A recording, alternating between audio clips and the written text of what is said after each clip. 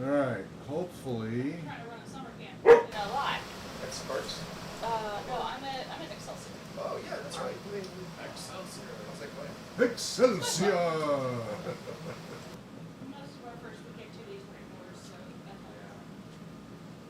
that's I hear voices behind that yin yang symbol. Okay, working on it. Well, Okay. we are clearly AI personalities merely mimicking the real Joey, Kip, Brian, Anthony. Pay no attention. Camera. Oh, they've moved everything. Yes. My AI is actually camera is smarter than that? I am, so I'll let you figure out which one's real. Hello, Radar. This is the newest member here of the Tolkien Society. And let's see, Radar, shall we talk about who on the dog and the themes? Can of you the see dog us now? and the Silmarillion? I can see a big, looks like RS. In Oh. a circle, in one circle. All right. Why isn't it showing? Oh, unable to access camera. Oh, that's okay. Hello, E.T. Birkenstocks. I was just working a second ago. I was looking right at it. Oh, start virtual camera. Okay. Hello, bud. Hello. So, that's what we're here to Switzerland. We'll let go. I go to the German festival. Okay, now I see. Mainly Germans.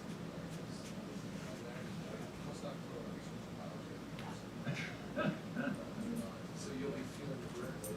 Yeah. You know what I'll say about Switzerland? They have really good. Oh, there you are. I can see you, Hawk.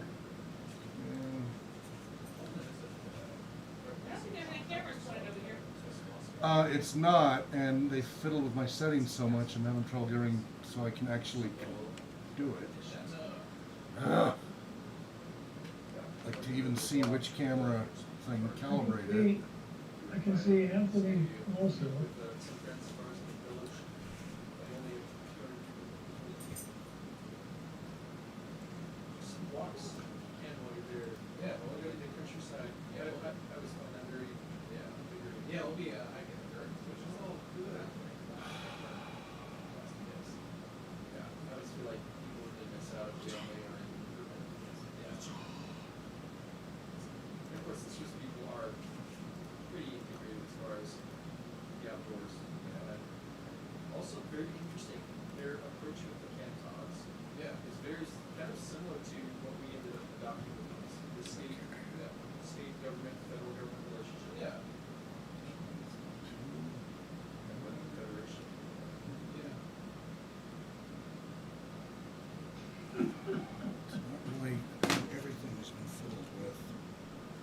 It must be Joey laying down. Yeah. He's not laying down right now. It's, I can see his foot. How are you doing, Gary? Hot? hot. Yeah, hot. Yeah. Same here. Other than that, okay, I'm doing a heck of a lot better than my wife. Oh. Yeah. How's your Yeah. wife? The thing we've got out here is St. Luke's. And their bureaucracy is phenomenal to work with, you know, as far as medical care. I'm sorry to hear that. And I'm saying that facetiously, Yeah. so, yeah. But hopefully she'll get some relief here soon, because she's got, getting on her horse, she busted something in her hip, and there were tendons and, torn and stuff like that, but also L4, L5, and S1 were affected, so, she's not a happy camper Is these this days. anybody's? I'm sorry to hear that. Best Yeah, I wishes. gotta do everything. You guys want to- Basically.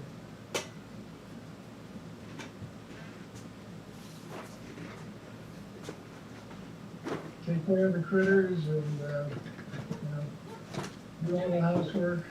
Good looking. I know Yeah, what's that? Getting a lot of sympathy from this crowd. Yeah. Maybe if you, can you zoom out? There we Well, I go. can, but then it's got all that table. Well, yeah, but if you, I would say, you know, I don't want to tell you what to do, but if you rotate it back a little bit, I think you can zoom in a little bit and still lose most of the table. Yeah, that's a good picture though. Yeah, like that maybe. Pretty good. That's good. It's not bad. Yeah, that works. It might be difficult for the OCD part, but I'm content with that. I like the dragon, like, just Slightly off screen. slightly off screen, like, dun, dun, dun. Was it some comedian was talking about getting attacked by a shark and said, "There's no music before it attacks." Yeah. There was no warning. I didn't hear a da da da da. That's like, what is the YouTube video, How You Will Die, that one? Yeah. Anyway. Are we recording yet? We are. We're actually streaming and recording, Oh, awesome, love it. trying to get. It's all about being authentic here at the Tolkien Society. Should the audience mind if we friendly banter? Banter. Better than unfriendly banter. Yes. Indeed. I'll get more microphones set up. They've unplugged all my mics and stuff, Oh. so you'll have to just speak loudly. Yep. Speaks softly. I speak softly and carry a big stick. Speak loudly and carry a little stick. I think I tucked the cable for this one on top of that middle part. They're in the floor actually. I just have to Oh, pull okay. them out. Okay. Well- Anyway, so why don't you let me verify we've got audio, Okay, because I do have the notes so we for don't May. stream mute like we've done before. Yeah, that's true. We thought we were sending, but Yeah, that's. and then we had to start all over and save you to that, and then We could do a pad lip reading version. I need to do a brief overview of the future of this place, Okay. the decisions that are made based on I whatever can do a happens. pretty quick recap. of It'll the be quick. notes Yeah, you before can. Yeah, do that. absolutely.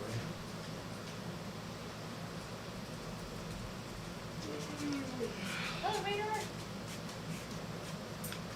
think you should have had a dog named Sonar. Okay, Yeah. Brian, if you're talking, Yes, hello. That's me. that's not This very is my loud. voice. 1, 2, test, Check, check, test. check.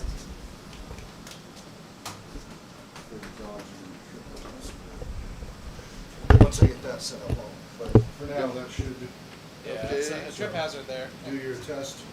Check, check, check. Testing, testing. And there's a delay, so Yes. Can you hear my voice?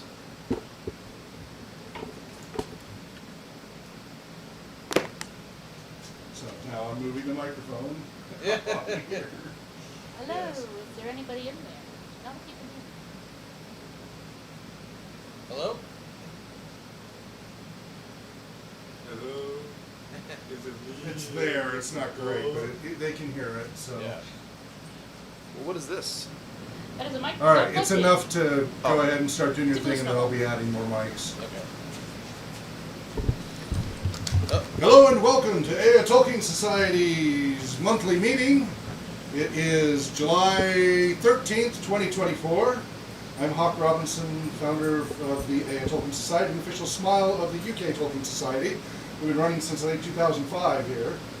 And it's also mini TolkienMoot, uber mini TolkienMoot.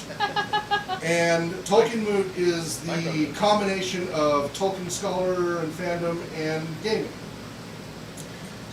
It is also the 50th anniversary of the first published role-playing game, Dungeons & Dragons, this year. So we will be talking in some depth about the history of Tolkien and role-playing games, including a special, previously recorded, but on TolkienMoot, John D. Ratliff, author of History of the Hobbit, and his special insights into Tolkien and gaming, the whole history of it, including TSR's secret Tolkien role-playing game project that they were working on in the 90s, Oh. and all the history and around that. So it's very interesting. So that'll be after we do all of our precursor stuff and minutes and all that, and some news about the RPG Center. That'll be about an hour, and then we'll be in discussion and do all of our other usual things, readings, etc. So welcome, and everybody else, if you want to go ahead and introduce yourselves, let me get the camera to Hello, actually I'm show Anthony. other people here. I'm Anthony of the East Farthing, and I'm really excited to be talking about Tolkien and role-playing games today. Those are two of my current obsessions.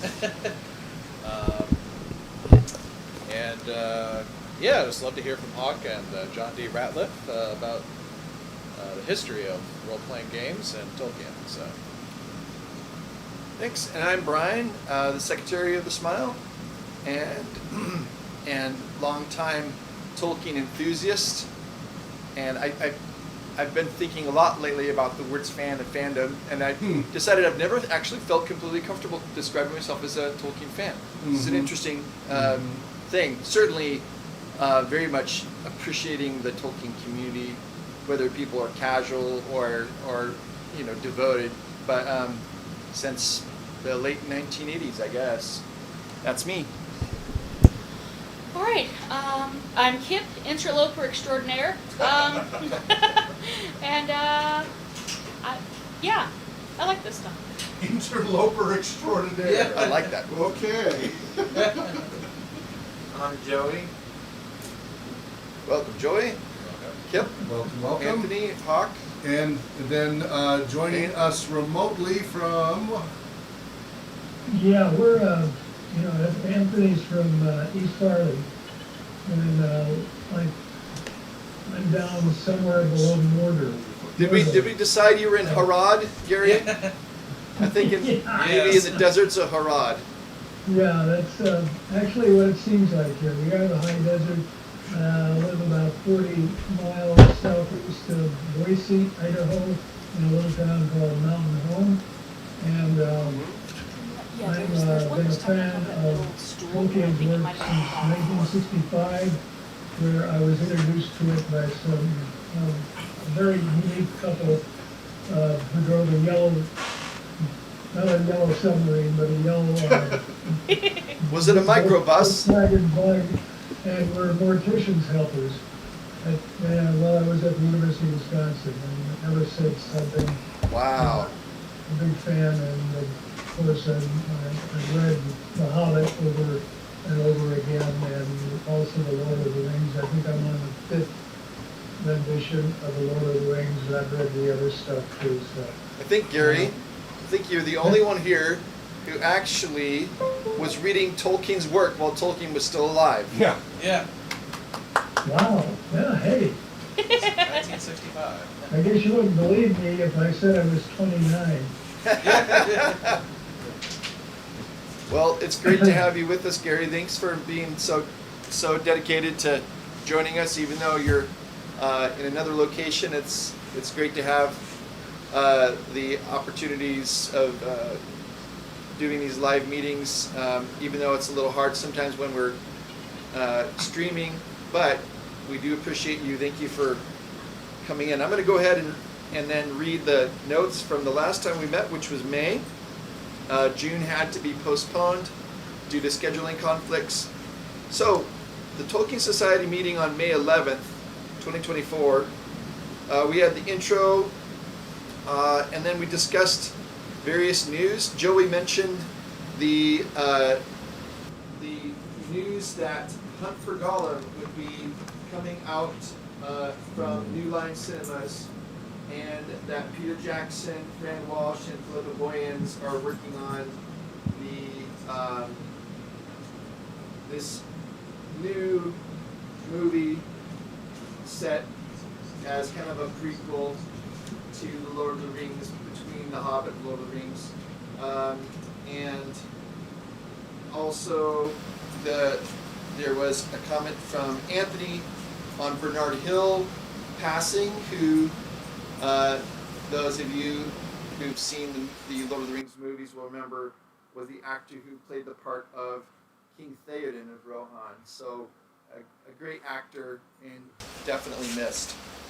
Hawk then presented on Tolkien's love of trees and the environment, which was his paper that he wrote about a dozen years ago, and it was actually read at the Tolkien Society. I think it was their annual Tolkien seminar. It was the July meeting, I think. It might have been TolkienMoot. I can't remember. Do you remember, Hawk, if it was TolkienMoot or not? Where they read your paper? I believe it was TolkienMoot. Okay. Yeah, I think like 20. What, Yeah. 12 or something They have like about that. 3 or 4 meetings a year. Yeah. So that was read there. It was at Oxford. So. Yeah. So that was actually And they invited me to read it. right. I so wish. Yes. Yeah, that would have been so wonderful. So- But for my one passport problems. Yes. So 2011 that was read. Oh, and also the paper was written originally in May 2007. Hawk's presentation basically covered 7 things. See, I was listening, Hawk. First, his basic thesis about Tolkien and his love of trees and the environment. Secondly, a brief Tolkien biography. Then he went into talking about the 2 trees, which are a key piece of understanding the world of Arda and the beginning of the legendarium, the story and the mythology. Then talking about the White Tree of Gondor, followed by a focus on the Ents as tree shepherds in Middle-earth, and then Old Man Willow, a character in the Old Forest that shows up in the section that's not in the movies, but it's in the books with Tom Bombadil. And then finally, focusing and explaining about how Tolkien's love of trees, as opposed to what he saw as a post-industrial revolution obsession with mechanical things, and looking also at the wars, or basically war in general, war's effect on the environment, which of course Tolkien saw up close and personal in World War I, as the land was just really obliterated, and including many trees. So, after Hawk's presentation, we had a discussion. Gary brought up Mordor, and wondering if Tolkien's experience and the Battle of the Somme, which was, I think, just a few weeks ago, early July, I think. Is that right, Gary? I think it was right around that time period. Yeah, but quite a few years ago. Well, yes, but I think it was the anniversary of the Battle of the Somme. But anyway, Yeah. you had mentioned that it seemed to remind you of the Dead Marshes, perhaps, or we were talking about, is this kind of like, how does this show up in Tolkien's writings? And certainly that idea of a blasted and devastated landscape. Anthony talked about the 2 trees and Ungoliant, this kind of demonic spider being. It's not just a spider, but it's in spider form. Evil incarnate, as it were. Kind of killing the 2 trees. And I can't remember the specific comments you made, but it basically had to do with how that changed the trajectory of the future, right? Yeah. I connected into Hawk's presentation by sharing about Tolkien's favorite tree, which was a black pine tree in Oxford, in a royal garden, not royal garden, but like the Horticultural Society had these various different trees, and this was this just massively old, centuries old black pine tree, and many pictures were taken by it, and that black pine tree actually finally started to die just in the last 10 years. I think it was 2014 actually when the tree, there was a storm and a big branch fell, or broke off of it, fell, damaged the wall, and that's what enabled them to see that it was decaying inside, and so they realized they had to cut the tree down. So I actually got to see a picture of the spot where it used to be, but it's completely just grass now. Yeah. And then Hawk mentioned Clarkson's Farm, a really great show on Amazon Prime, and how Jeremy Clarkson, of the fame of the show Top Gear and Grand Tour. Yeah, and his connection to the land, kind of experiencing himself when he has to In the actually- Cotswolds, Yeah, right? exactly. In the rural landscape of England, Very much which so. I think is apropos for Tolkien. Very 1,000 acres he'd acquired. Yeah. So just kind of all the difficulties that go with that, but also the love for the land and trying to figure out how to make it work and getting up close to nature and working with it. And then we read letter 229 of Tolkien's letters. And this was basically Tolkien's takedown of the Swedish translator who made lots of mistakes. Yep. And then we read letter 230. Which was talking about translations from the Elvish and some of Tolkien's advice on how to do that. Those are the notes from our May meeting. Thank you very much. Here. May the hair on your toes never fall out, Mr. Secretary. Oh, thank you. And don't forget the deputy secretary. Yeah. Remind me to double your salary later. Yeah. Triple it even.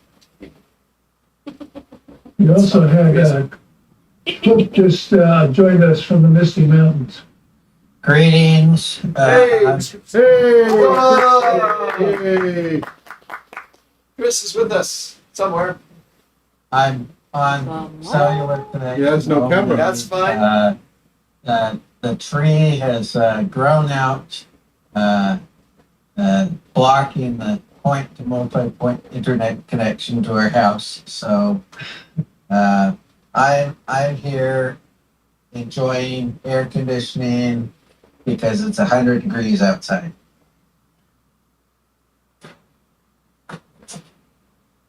Gary, what's your temperature? Let me look, it's only 98 here right now. Oh, 98. Oh, Only 98. I meant the following 98. I think Chris might have us beat, but it's pretty Yeah, close. Pretty close. Yeah. Okay, We so live in a hot part of the country also. okay. Back to you, Hawk. All right. You had some announcements, I think, to make. Yes, a few things. So, about the RPG Center where we're meeting, we'll be able to keep meeting here for a while. However, unless a miracle happens, we're currently on a 3-year lease with the option to buy the place. If we can come up with about $150,000 or so, we can buy the place. But that would be enough to put down about half, which is nowadays what you need to go in on anything. But he was talking in the 300 to 400K range for this entire 12th of a city block mini campus. He would love for us to do that. The landowner is a lawyer who grew up in this neighborhood. It's a rough neighborhood, and he loves what we're doing. He's been very supportive, and that's his preference that we try to buy the place. And so he set the lease up so that was always an option. And then meanwhile, it's on a 3-year annual renewal. That third year is ending this March 2025, March 5th, 2025. At that point, we have to either do another 3-year renewal, or option to buy the place, buy or before then, or move out. It is now costing us over $50,000 a year to just hold this place, just barely do anything with it. And donations, unfortunately, in the past 12 months have plummeted. At this point, I'm the only person we've had wonderful help from Anthony and others donating what they can, and we need every bit. Please don't stop, please. It helps pay for the lights and stuff like that. But I am unfortunately now bearing the lion's share because in order to get this place, because RPG Research was so small, nobody would sign a lease to RPG Research alone. It is technically owned by RPG Research, the company, the nonprofit. But I had to go on as a personal guarantor and am personally liable for the property and everything, which has caused a lot of concern. So unless we can buy it outright and then that no longer becomes an issue, or they would renegotiate the lease so that wouldn't be an issue, but considering RPG Research's lack of stable income, that's not likely to happen. The current plan, short of some wonderful benefactor somewhere, the many grants we've applied to, if even just one would pan out, some miracle happening, between now and before the lease expires is we're going to start packing up in December because we need time to do it. Right, it takes about 3 months. We have a lot here. To We do it have properly trailer loads of instead stuff. instead Yeah, of so instead of doing it slap last minute, we'll start in December if there's no hope on the horizon. We're That's going to good. keep our fingers crossed between now and then. We'll do everything we So can. between now and then, it's kind of like we'll see. Between now and then, just go. Yeah, just operate normally. I'm That would paying be the kind of bills. that's the kind of event horizon right there. Yeah. So if between now and December something comes up that can save the place, wonderful. That's what we want. A lot of people love this place. It's a second home for many people. The potential has not been realized Yeah. because the money didn't come in for the fixing up. So it's mostly been my elbow grease doing what I can. I'm sure. Great potential here. Hasn't been realized. But the only thing I was going to say at this point now would either be a huge influx of donations or a benefactor, a wealthy benefactor that would either be able to cover the next 3 years of the lease, or which if we can come up with that much money, let's just buy the place. If you're going to come up with $150,000+, let's just buy the place and have a mortgage for a lot less. Because the way the lease is set up is every year the rent goes up another $500 per month. So when we started, it was $1,500 a month for a year. Then $2,000. We're now at $2,500 a month. Next year it'll be $3,000 a month. Then $3,500. Then $4,000. It seems almost punitive. But no, it's not. For the rates, that property across the way that's empty, that's the same size lot almost, that empty lot with no utilities or anything on it, they wanted $800 a month just for that empty lot 2 years ago. They leased it to somebody to put a bunch of junker cars in it for a while for $4,000 a month, an empty lot. So he's not being unreasonable. The market here is crazy.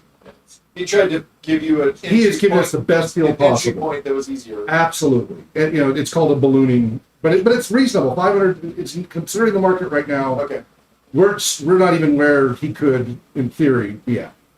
But it's just we can't do that. So unless somebody can come up with that, or a miracle of a whole bunch of people, and it started to happen, right? Dropout TV gave us $28,000 to help us at one point. They did that auction with the miniatures. Yeah. They picked us out of the blue. We didn't solicit them. They came to us. Yeah. So if anybody's listening, spread the word. You never know. That would be ideal. We put so much work into this place, and people are just starting to get the groove going here. We're getting the programs going. We got the insurance straightened out after all that headache. We're ready to take off if we could just have the money. So, but we can't count on something that's not there. So as it stands, unless a miracle happens, December we will start packing up, and we'll be out by March 5th, completely out, and have the place clean and fixed up and leave it better than we came in. And everything is going to go back to my house, unfortunately. We'll see if Click It RV will let me store the trailers and bus on their lot again. I don't know that they will. I haven't bought something new from them in years, so they're under no obligation. They've been very supportive, but I don't know if that's an option. Because the problem is when I parked them on my property, all the neighbors started to file a petition against the RPG bus and trailers. But anyway, we're trying to save up for a couple of big storage sheds to put on our property, nice ones, at the lower tier of our backyard. That would be big enough to cram all this stuff into, and then go back to operating the basement like we used to. And the basement's fairly large, and it was big enough. It's just we had so much stuff, it made it really cramped. But if we put stuff in storage sheds now, we need $600 to $800 a month just for storage sheds rent, just to cram the stuff into two 10 by 20 storage sheds. That would be packed. So if we go buy two 10 by 20 or larger storage sheds, they're between $3,000 to $11,000 for nice ones. They look like little houses. We put them down in the lower tier. I've already done the measurements of what will fit. So I'm going to try to save up between now and December Behind your house? Behind our house on the lower tier, so it's not blocking the view. Would we want to try to pour a slab? I've got to make a pathway. It's not necessary for these are complete Oh, they are. enclosed properties, so you just got to make sure you have the levels on stands. But, Right. but they're completely structurally solid. Okay. So you just got to make sure you have a level surface. So I was going to rent a Bobcat and level that out. It's all basalt underneath anyway. So I was going to level out as best I could. Then we'll use whatever beams and stuff to make it more level and make that work. So that I can do fairly cheap. It's $400 to rent a Bobcat for the day. And so I'm putting a plan together try to get between 3 to 12 grand for the storage sheds out of my own money, put them there, and then December we start moving everything into there. We'll have a pathway made. We'll have a ramped pathway from the upper tier down to the storage sheds, so that it's not steps and stairs and dangerous. That's the current plan. That's way, way cheaper than trying to hang on to this place Yeah. out of my own pocket right now, because it's on the verge of bankrupting. There's only so long you can be Atlas, right? Yes, exactly. I'm working 100 hours a week right now just trying to keep this going. And I can't do another year after this. Yeah, So this is the plan. It just kind of goes back to that whole thing of, again, you know, a benefactor would be fantastic. Yes. I think And I that- know lots of people who've gotten those. The I best- just don't know any of them. But the best case scenario in my mind, though, is something that the benefactor doesn't solve, and that is, best case scenario is a community catches the vision, because Yes, that's what it's we've been trying supposed to to be do. here. Yeah. And ultimately, until you have a community of people, because that's how these things catch Yes. fire. Yes. And no matter how good what we have here is, ultimately, it can't be sustained only by Yeah. a small group of people. So, Yeah, it becomes very vulnerable. yeah, well, anyway, So we that is the appreciate- current plan. We're good until December. Okay. We'll keep meeting here. Okay. Then we'll still keep meeting here till the broadcast equipment Yep. moves. And then we'll meet back at the house like we used to. All the community programs, we never did the RPG research community programs at the house. That would be in violation of the residential stuff. We can meet there for, it's Tolkien Society Literary Group. It's not a problem. But for the RPG research stuff, our volunteers could be there, and we could do all the remote stuff and do meetings and broadcasts and stuff there, which is what we used to do all the time. Here's the difference.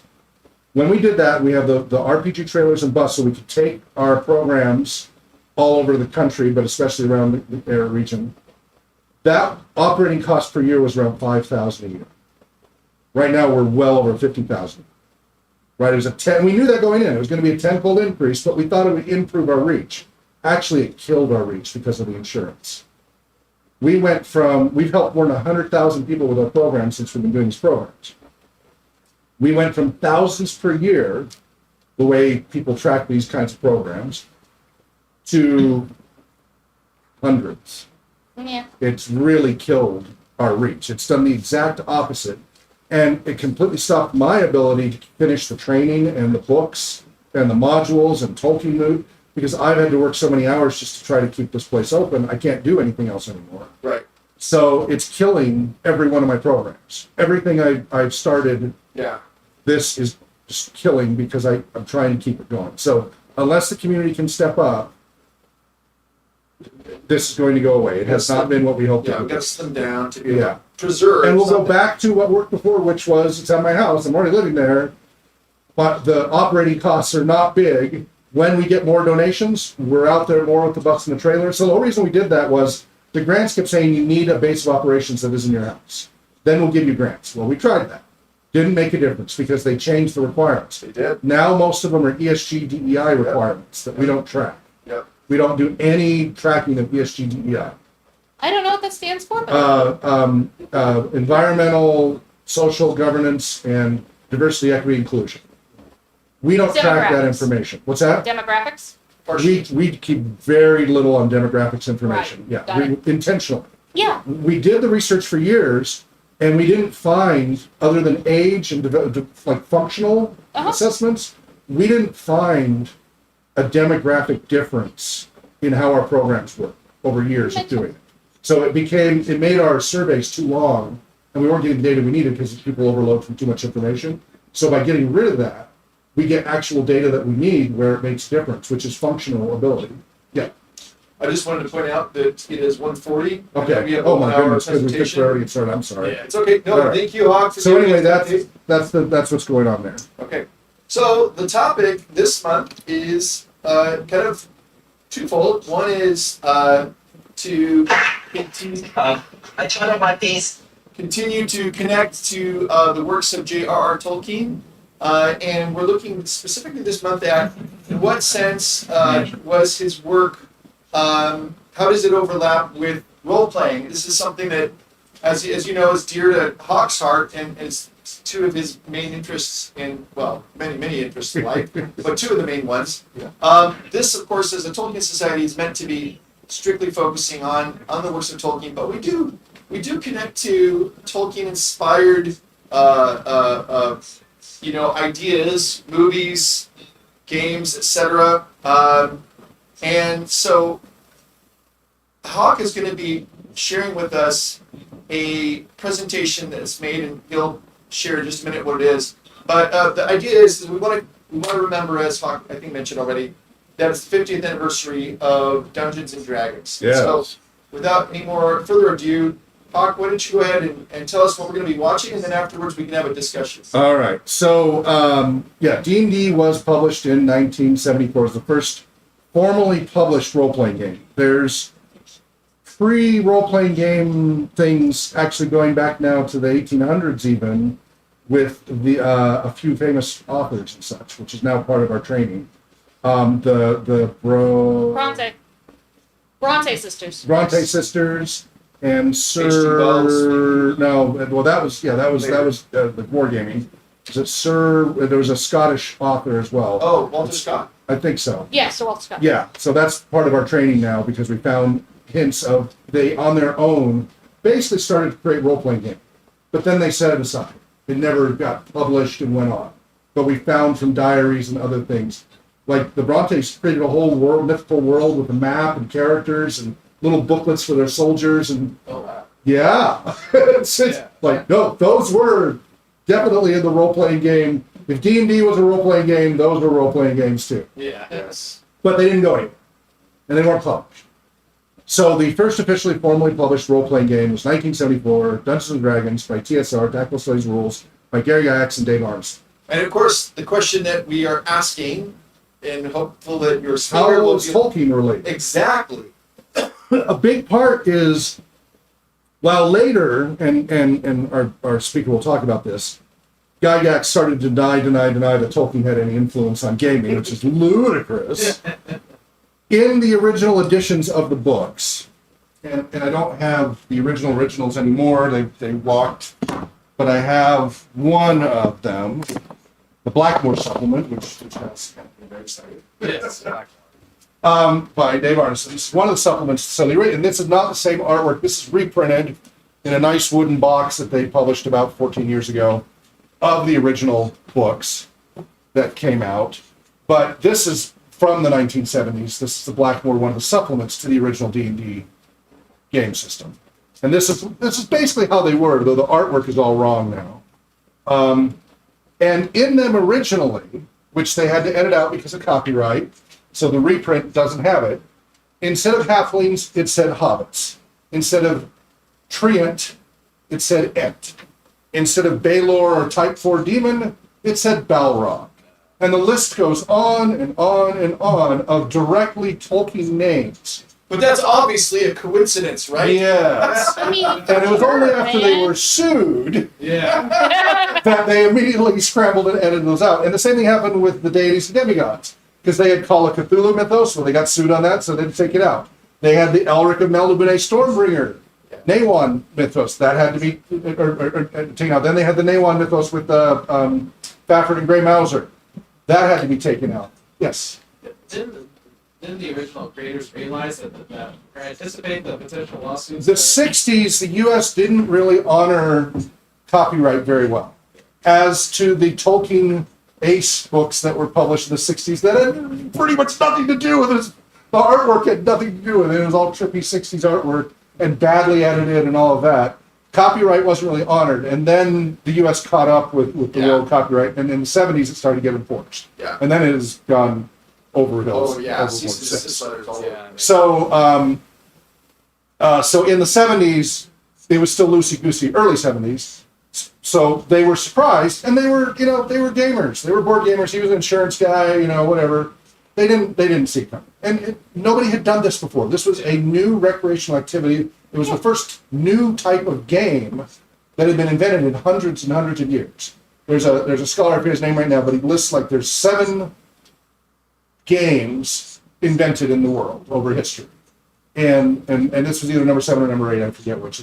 trying to find that article. It's been found. Yeah. But arguably, this was the first new one in hundreds and hundreds of years. Okay. And because it's completely different in style.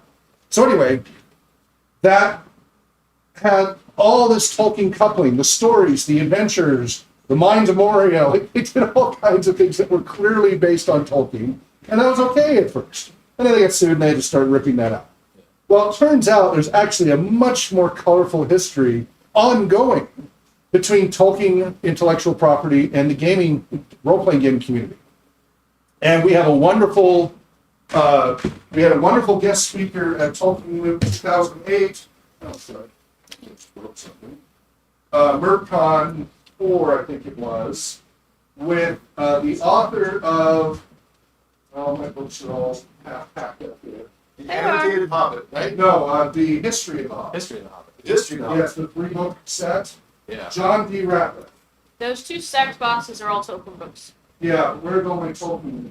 They're probably still in here. That's what I'm saying, those 2 Yes, they're stacked in boxes here, are yeah. open books. You want me to look for So it he while you're talking? was not only involved as a Tolkien scholar, he also at one point worked at, well, Wizards of the Coast, which owns, Well, now they own. Yeah, yeah. and he was part of a secret, unreleased project to create a licensed Tolkien role-playing game. Oh, he was. Yeah. So that's what we're going to listen to. We're going to listen to his 1-hour bit about this. He's all ready to go in his very scholarly fashion. Now this was great. That particular day, or TolkienMoot, several days, we had both Michael Martinez and John D. Ratliff for all 3 days, which was wonderful that we were able to get them to come over and be there. So I just need to add screen here. And then we'll be able to share that video momentarily. Give me just a minute. There we go. Oh, please don't tell me they don't have DRM on it. We own the rights. Okay, good. Uh-oh. I'm worried they're going to DRM it. We'll see what happens when I pull screen. Oh, dear.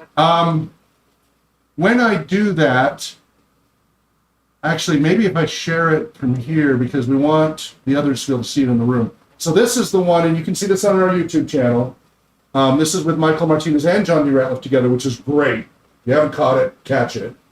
But we're going to focus on John D. Ratliff's, specifically History of the Hobbit, author about Tolkien and gaming. And he has a whole history of it, which is really great. Again, this is up to 2008, so obviously we'll fill in the gaps since then. We've got presentations. I'll be bringing out physical objects, etc., for those who are here, and we will discuss all this after. All right, so let's, I will copy that URL, and hopefully if I put that into the room here, share video. Now, keep in mind, you guys might be muted while it's playing, so you might want to use text chat to let me know when you want to say something. All right, let's see if it works. It's on the Ratliff.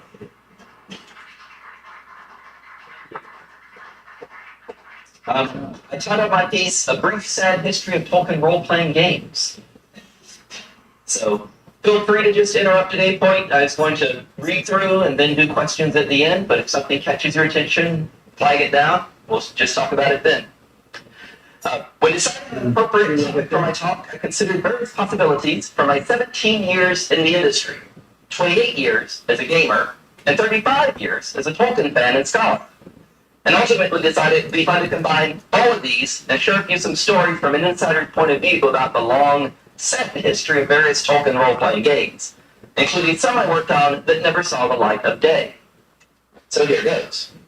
First off, the history of Tolkien role-playing games begins not with the publication of the first licensed Tolkien role-playing game, Middle-earth Role-Playing, Moot, but a decade earlier, with the origin of role-playing itself. At about the time of Tolkien's death, in September 1973, a little startup company with the unpromising name Tactical Studies Rules, TSR, was putting the finishing touches on a new game called Dungeons and Dragons. Dave Arneson had come up with the idea a year or two earlier, and get a game out of it. It's a running room. People could learn how to play it. The original D&D was clearly based in equal parts on Tolkien and on Robert Howard Conan stories. Yep. And evidence.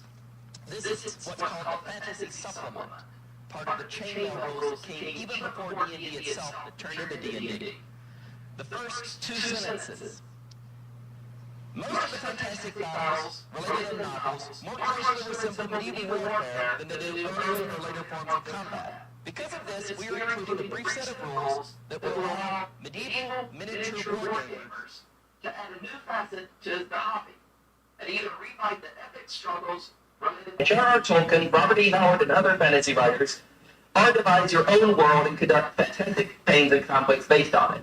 So, right from the beginning, it says these rules are so you can play out Tolkien, Howard, or make up your own. The magic system of D&D came out of Jack Vance, the Dying Earth, and John Bellairs, The Face in the Frost.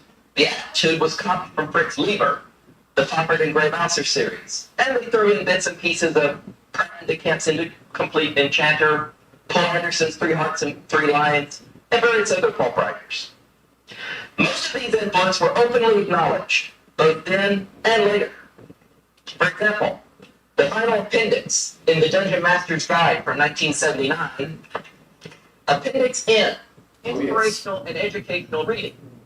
Tolkien is very prominently featured there. That makes it odd that the profound influence of Tolkien on D&D is generally overlooked and downplayed. This was certainly not the case in the early days of role-playing, as we'll see. The reason for the disparagement of Tolkien's influence on D&D and all role-playing games, I think, are twofold. First, there's a simple fact that Tolkien's innovations are so great, they've become to be considered generic.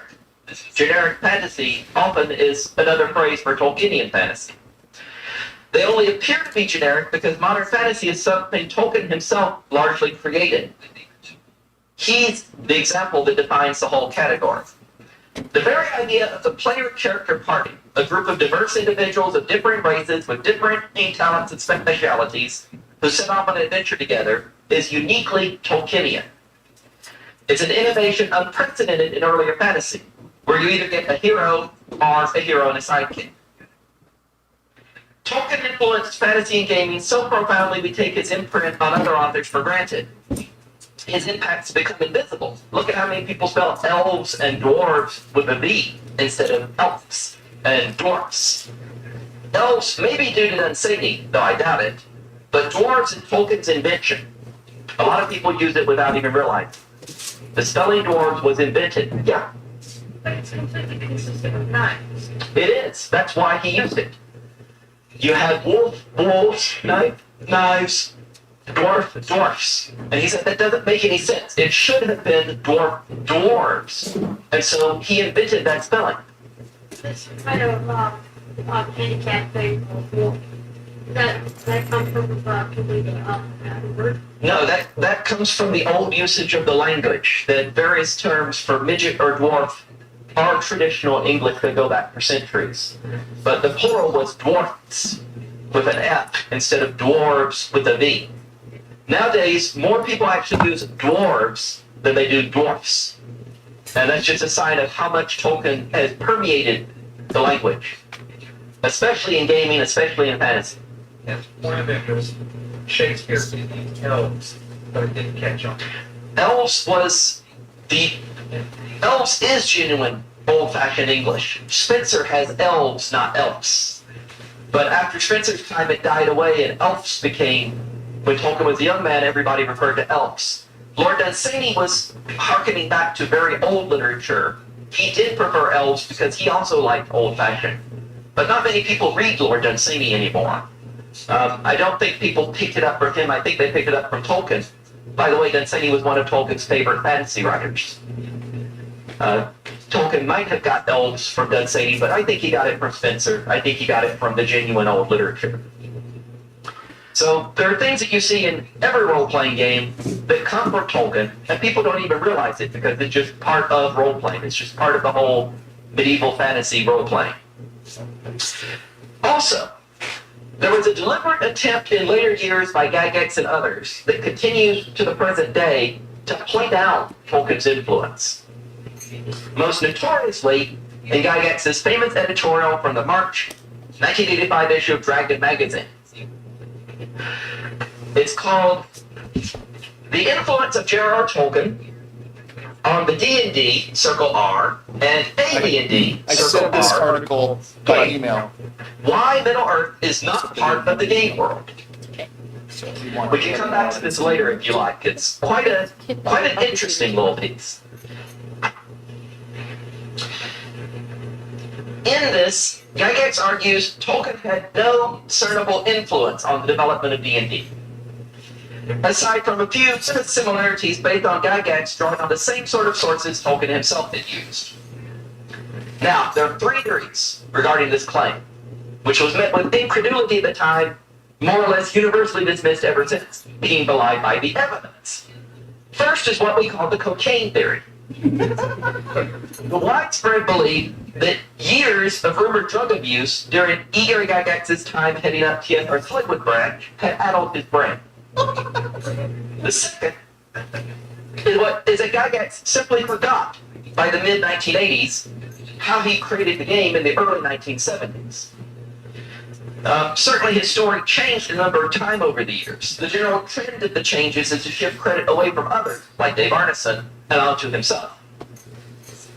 People remember things differently as time passes, and the more time passes, the less accurately people sometimes remember things.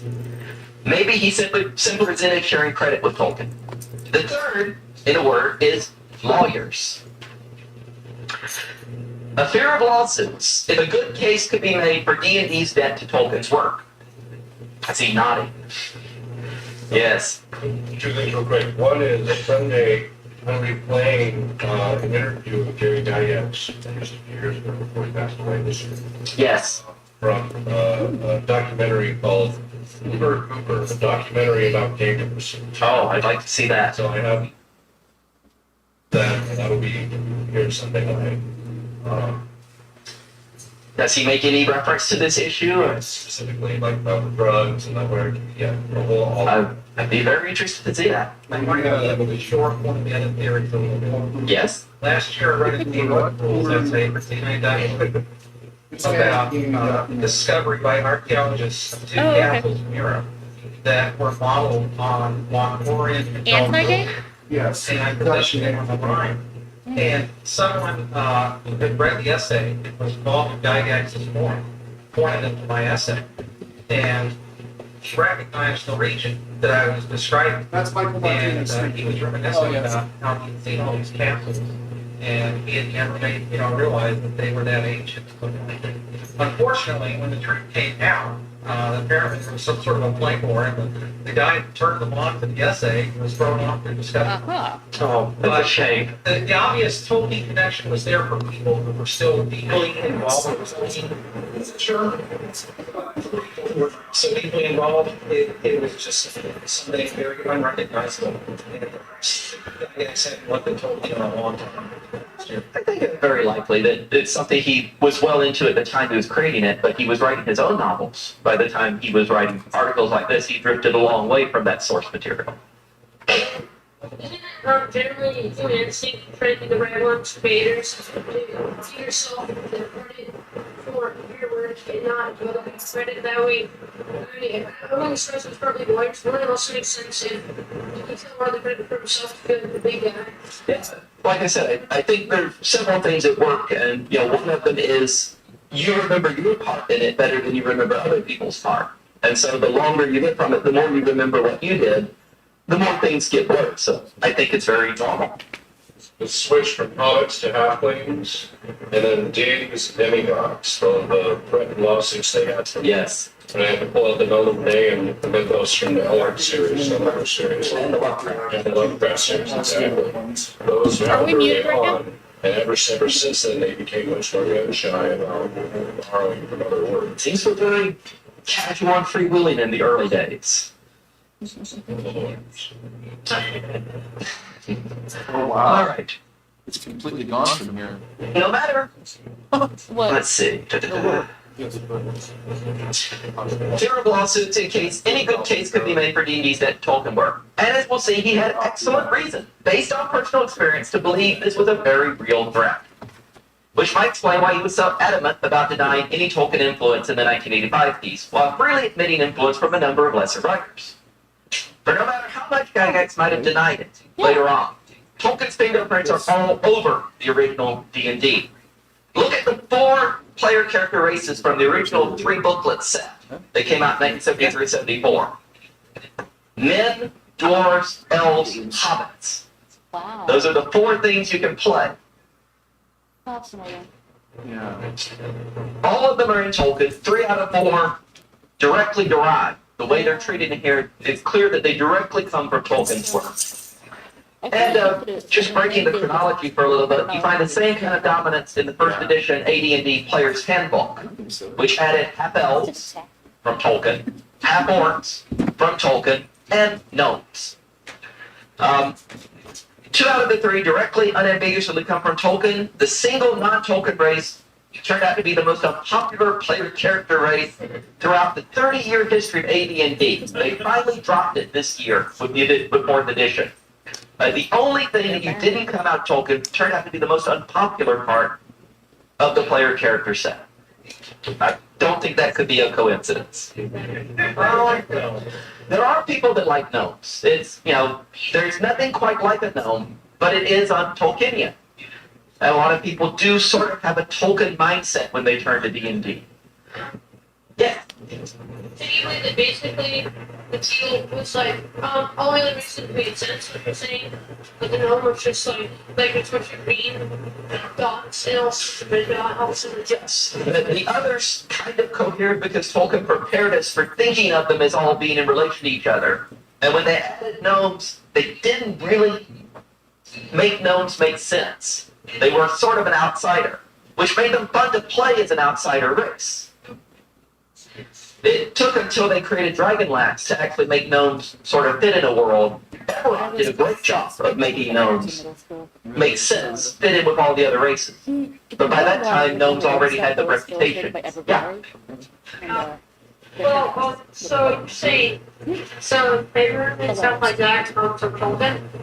No, there are other things which come from other writers later on. Superhagen. For Dragonlance. Yes. So that's all there, what you mentioned, except some races. A lot of the basic preconception comes from Tolkien, and then people find ways, okay, let's not do Tolkien, let's branch off in this direction, and we get Dragonlance. Let's branch off in that direction, and we get a different world. Ever truly not They're like middle grade books. Yes, I would say that Chaosium's system is very un-Tolkienian. It derives from, yes, it's very good. But it's not Tolkienian. It could be made Tolkienian, but it's designed. The Call of Cthulhu system was famous that they took an idea, the Lovecraft games, and they created a system that reflected that idea. They also did the same with Pendragon. They wanted to do King Arthur role-playing. They invented a whole new system of rules for that particular kind of game. No one has ever really done that with Tolkien. Created a system of rules that you could play Tolkien perfectly and nothing else. Yep. They've always been more genericized. Yep. That's very contentious. We'll get Why, back to that right. in a little That's bit. why I enjoy the One Ring. Other people enjoy the edition stuff. Decipher made a good try. But that wasn't an original system. But that was an original system. Back there? Yeah. Are you acquainted with the Terran Roast? Yes. The j.r.r. books? Yes. No. I was just wondering. I don't remember what the timeline of that is, whether that came out. Those came out when Del Rey took over from Ballantine Books and said, the Tolkien sells incredibly, we need something just like Tolkien. Yeah. And so they found someone who would write something as much like Tolkien as possible, illustrated to look as much like Tolkien as possible. It was very deliberately created to try to be the next Tolkien. And he did a few things different, so it wasn't exactly like Tolkien, because you get sued if you put out exactly like Tolkien. Yeah, So Middle-earth role-playing wasn't exactly Tolkien? Is that? not exactly Tolkien, and that's a point that I'm coming to in just a little bit. It's like Tolkien, but it's not exactly Tolkien. Right, all those were existing systems and then they tried to bolt into a set. Yes. There are 2 systems out there, a third on the way, currently designed specifically for Tolkien Notebook, without Canada. One's called Appart Quenta, and the other is Hitherlands. Both of those have been developed for a few years now, and they're free PDF download. Aberquinta and Hitherlands. So it's 2 different projects, and then of course my Ea role-playing, not the Andy. I know that voice. Yes. And, it's taken us a long time. You would have thought this would have happened a long time ago. It's taken us a long time for people to sit down and create Tolkien-specific games. It's a very good development. Oh. Okay. So we're going back from the player races. Let's go back to 73, 74. Look at the monsters the very first D&D adventurers were supposed to face. There are about 60 monsters listed in the Monsters and Treasure booklet that came out late 73, early 74. A fifth of them come from Tolkien. A dozen out of 60. That's a pretty large percentage for something that's that modern. The rest of them come from classical mythology, things like dryads and Medusa and centaur and minotaurs. Our medieval legends, things like wyverns, manticores, unicorns. Folklore, things like the pixies. Horror stories, things like the zombies. The contribution of other modern fantasy writers, with the single exception of Lord Dunsany's Knowles, completely absent. You cannot point to and say, that's a monster created by this modern fantasy writer, unless it's Tolkien, about a dozen out of 60, or Dunsany, 1. The monster descriptions in this book repeatedly cite Tolkien as the source of the monster, misspelling it Tolkien every time. Orcs, quote, the number of different tribes of orcs can be varied as desired, basing the decision on Tolkien or random chance. Wights, barrel wights per Tolkien are nasty critters. Spectres, quote, the Nazgul of Tolkien now fall into this category, rather than raids, as had been stated in the earlier chainmail. Even rocks. Quote, this term has been used to encompass the large and fierce birds, such as the eagles of Tolkien, unquote. And of course, the book's not just marked with Tolkienian spellings like dwarves and elves, but with names the professor invented. Not just hobbits, but also orcs, Balrogs, Nazgul. Really? The Nazgul is even featured on the title page. I don't think you can see down here is written the label Nazgul. So the title page of the booklet shows you a Nazgul, not a traditional monster. A very Tolkienian monster, explicitly Tolkienian invented name.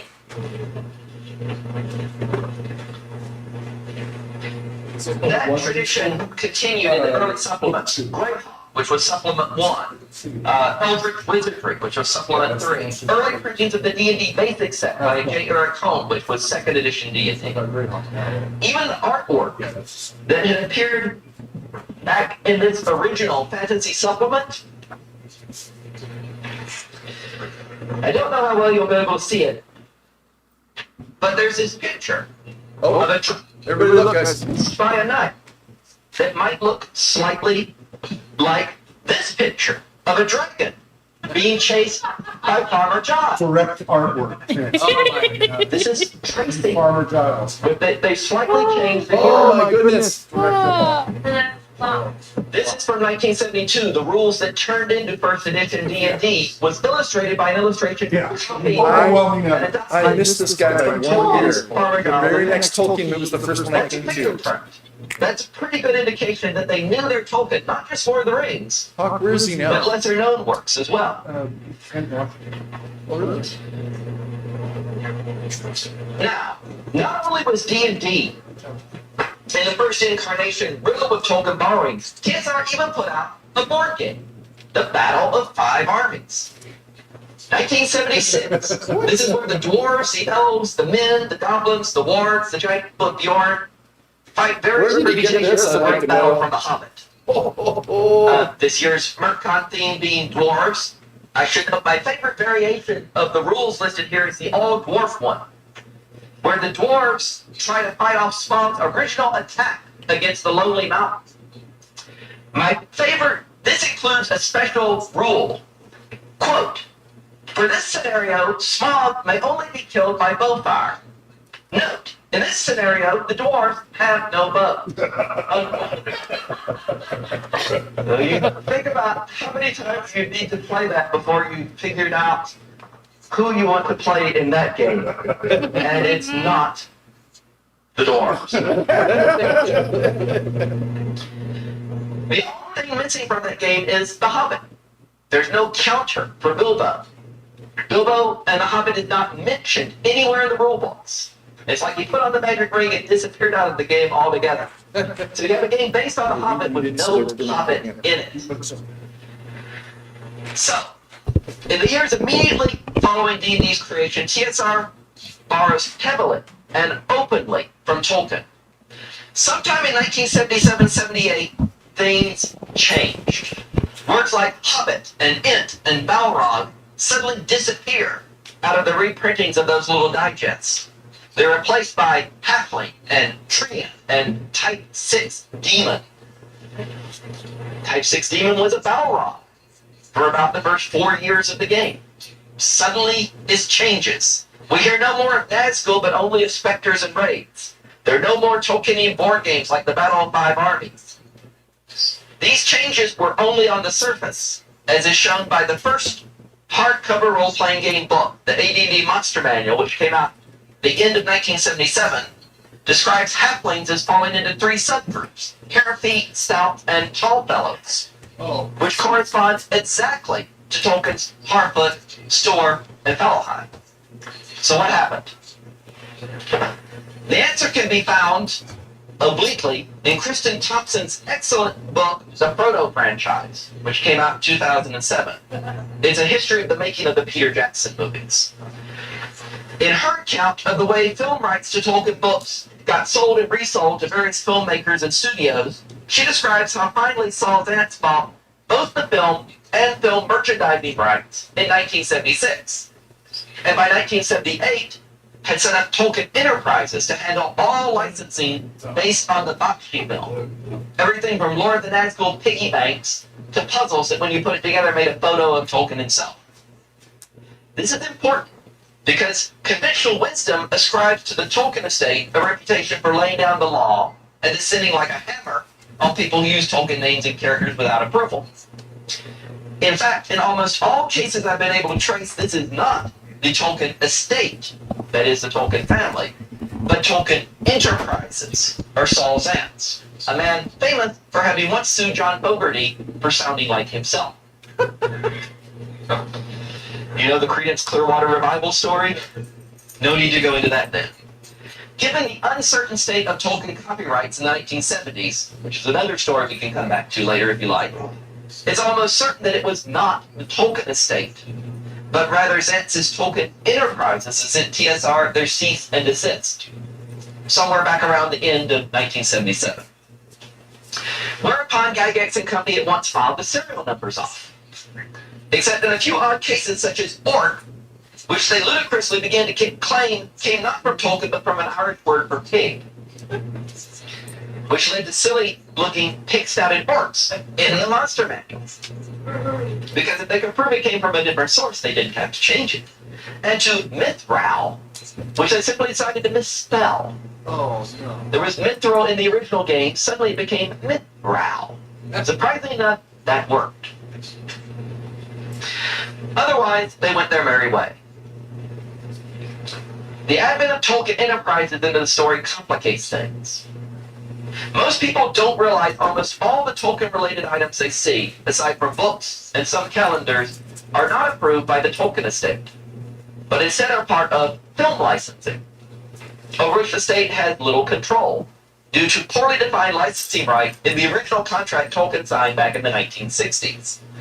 Among things that fall under Tolkien Enterprises' control are not just the Peter Jackson movies, and the older Bakshi films, and obvious movie tie-in products like posters, chess sets, replica swords, but the entire product line is movie merchandising. All officially approved Tolkien role-playing games, collectible card games, board games, and computer games for the last 30 years have been licensed not from the Tolkien estate, but from Saul Zaentz, as examples of film merchandising. One effect of TSR's transparent attempts to genericize D&D and get away from the Tolkien roots meant that after about 1977, there was no longer even an unofficial Tolkien role-playing game on the market. Though there were some board games from SPI, such as War of the Rings, that I've been trying to find out. Later printings of them had a licensing statement on them from Tolkien Enterprises. I've not been able to find out if the original printings had that or not. It looks as if they did, but I haven't been able to confirm it. In any case, the abject failure of the Bakshi film, financially and creatively, seems to have forestalled any attempt to officially license a Tolkien role-playing game for about 5 years. But by 1982, Iron Crown Enterprises had acquired the Tolkien license, launching MERP, Middle-earth Role-Playing, in 1984. While a long-running line, MERP never won over the majority of Tolkien fans who were gamers, who continued to run D&D variants. Despite a core of devotees, it remained a game more collected than played. Which is one reason I was happy to see such a well-used set of rulebooks here, because usually I see them and they've clearly been bought and never read. They've clearly sat on shelves and not been played and used. Except modules on their reference material for Yes. And I know a lot of people that were Tolkien collectors who bought them because they were Tolkien material. I know a lot of gamers who bought them and used them for their D&D games. I knew very few people who actually played them using the MERP rules, which was a pity. But there were some. There were a few. But not nearly all of the people who were Tolkien fans who were playing role-playing games. I think the reason that more people collected than played it were threefold. First, D&D's unofficial motto has always been, plagiarism is our friend. And D&D steals so widely, and it's such a flexible system, it's easier to tweak the game you already know, which in any case originated as a sort of Tolkienian game, and it stayed fairly close to those roots, rather than to start over with a new rule system. It's very easy to take D&D and play out a Tolkien scenario with Tolkien races, Tolkien names, Tolkien settings. Second, once Iron Crown got the license, they didn't create a new rule system from the ground up. This is what we were talking about earlier. That was designed to capture Tolkienian role-playing.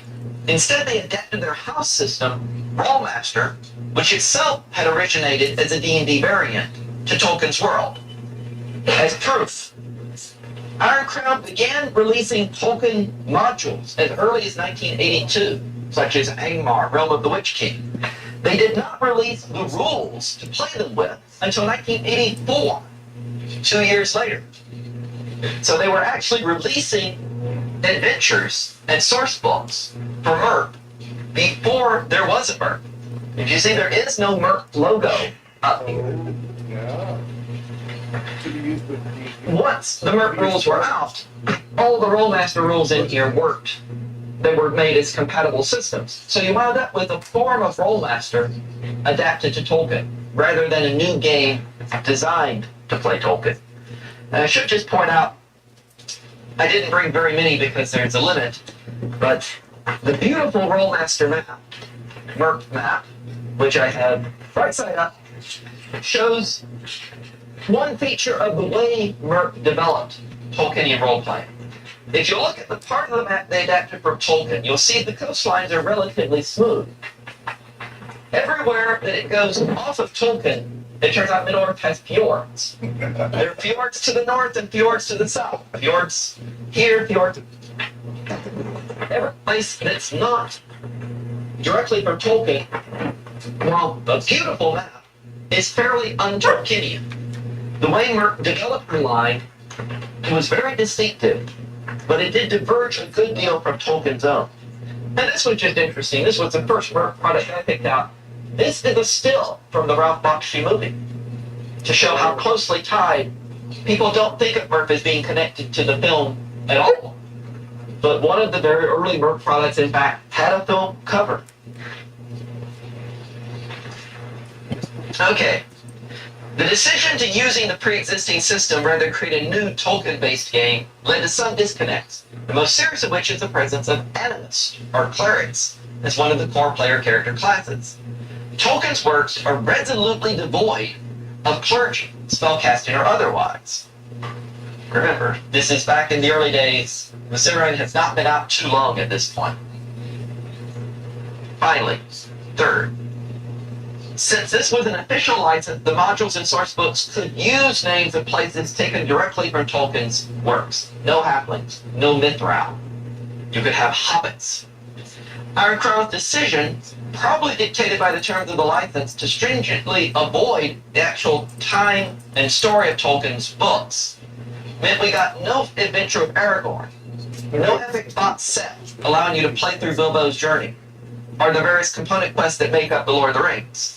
Instead, you got detailed source books, set for the most part a millennium and a half before the time of the Lord of the Rings and the Hobbit. Yes, you did have some board games, which were very much the exception to that. But this is the route most of us expected the role-playing game to take. Scenarios based on the Fellowship of the Ring, scenarios based on the Battle of Five Armies. Instead, this is board game, isn't it? So the licenses must have been a little different, that they could do things in the board game based directly on the characters and time and story of the Lord of the Rings and the Hobbit. But for some reason, they did not do that in the role-playing. Most of the role-playing games are set, what, about 1600 third age? About that. 16. So around in the middle there. A bit of a disconnect. So that's really appeals to a diehard Tolkien fan like myself to find out what, say, Moria was like 1,000 years before Frodo went there. But I'm a small segment of the role-playing game population. If you can only sell it to me and people exactly like me, you don't sell enough. It needs a wider appeal. Nevertheless, Merc was a successful line. It lasted for a full decade. Other games came, other games went. Merc went on for a long time. By 91, 92, it was a low ebb. When the license came up for renewal, Tolkien Enterprises let it be known they were interested in negotiating with other companies to purchase some all-new Tolkien role-playing game to replace Merc. And this is where I enter the story. How are we doing on time? All right. I started working at TSR as a games editor in October 1991. It was well known around the office, and well known to anybody who knows me, that I'm a big Tolkien fan. My expertise is in fantasy literature, and Tolkien in particular. It's one of the reasons they hired me. I'd done my dissertation on the great Irish fantasy writer Lord Dunsany, the first man to create his own pantheon of fantasy gods. I like to say I have a degree in fantasy, because it's a degree in English with a dissertation on a great fantasy writer. In my first few months at TSR, I edited the complete book of Gnomes and Halflings, which I kept telling them would have sold much better if they'd been the complete book of Halflings and Gnomes. Therefore, when TSR started negotiating with Tolkien Enterprises to see if they could reach an agreement for a Tolkien license on a TSR Tolkien game, I was appointed to be the editor. Bill Connors was assigned to write the game. Even though no license had yet been signed, we got to work on the project. It was tentatively added to TSR's master schedule. So here is the schedule for 1993, listing every novel and every game product that was scheduled to come out. And though you can't see it very well, this line, Special Projects, Tolkien, role-playing game, and the various supplements. It got far enough to be on our release schedule for that year. It got far enough for playtest, character sheets, character generation rules, and, what I thought you might enjoy, the prototype cover by Rob Ruppel. You might have seen this. This later got reused in several art books. This was to be the cover of the TSR Tolkien game. Sauron holding up the ring. Yes? Was that a game created for? Yes, it was going to be a game created specifically for Middle Earth. It was going to be an introductory game because they were convinced that introductory games were the holy grail. That role-playing games were too complicated, they needed to be simpler, they needed to appeal to a younger audience. And so this was going to be their entry game that got people to play role-playing games and then move on to D&D and things like that. So, in the hopes TSR might be able to expand beyond what Iron Crown had been allowed to do, I was even dispatched to meet with Christopher Tolkien, who represented the Tolkien estate, and Mary Butler, who was in charge of managing the Tolkien line at HarperCollins, who had just taken over as Tolkien's publisher. By the way, I became the first person to ever receive official permission to miss Gen Con in order to attend another event. My wife still has memories. That was our honeymoon. Us being given 2 enormous bags full of books to take to that meeting to show them art books, the atlases Karen and Fonset had done for TSR, all those material to show how TSR did quality work in artwork, in cartography, why we were such a good person they should give us the license. In the end, the estate was not willing to grant TSR rights they had denied to everybody else. Unsurprisingly, such as permission to write and publish sequels to The Lord of the Rings, and prequels to The Lord of the Rings. If you've ever seen the Dragonlance series, they did the Dragonlance Chronicles, then they did the Origins series, and the prequel series, and the Next Generation series. TSR wanted to do that to The Lord of the Rings. They said no. They wanted to commission art books, they wanted to release a line of calendars, all books, that sort. What TSR could do was exactly what Iron Crown had done. Release its own Tolkien role-playing game, which I have no doubt would have sold very well. To which Lorraine Williams, the president and owner of TSR, uttered the immortal line, "Not worth our while." Oh, snap. If all TSR can do is put out a Tolkien role-playing game, that's not worth our while. So, thus died the Tolkien TSR role-playing game. Banished to the land of might have been. Shortly thereafter came news of the renewal of Iron Crown's license. A new edition of Moot followed in 1993. It's my impression this later iteration was not as successful as the game's first run, but it did well enough to see the release of about 24 more supplements, the last of which, Hands of the Healer, was released in 1997. By this time, Tolkien gamers' attention had largely shifted to collectible card games. The first such game, Magic the Gathering, had been created in 1993 by Richard Garfield at Peter Atkinson's request. It was an immediate hit. By 1994, the rest of the industry was scrambling to put out their own collectible card game. It's not well known, I think, that among the collectible card games Wizards of the Coast have been asked to create at this time, based on existing role-playing games, such as Jihad, based on White Wolf's Vampire the Masquerade, Legend of the Five Rings for Alderaan, and Netrunner for Artel Saurian, was a merch-based collectible card game for Iron Crown.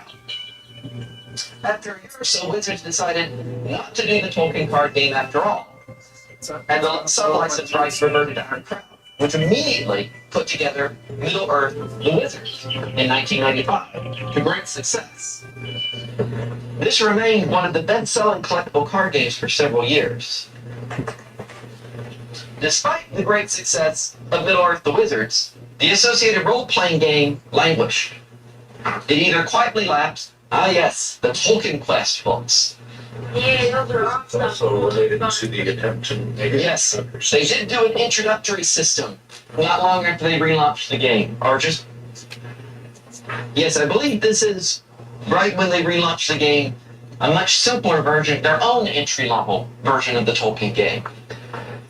And the Tolkien Quest books, which would have been even more successful if their license would have allowed them legally to do it. These, unfortunately, their license specifically forbade them doing books.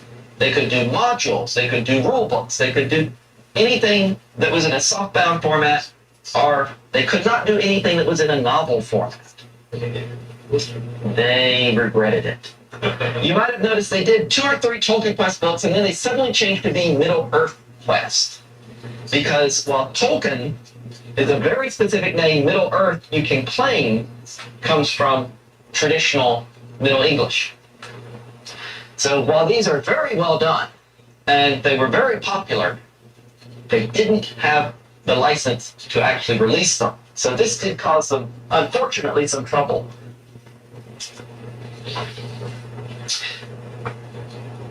The role-playing game license either quietly lapsed or went into abeyance around 1997. I don't see any more paper products that came out after that. By 1999, the license was up for grabs again. And there was anticipation. Yes? We're seeing it working with a neighborhood of writers in the late 90s. Yes. To operate.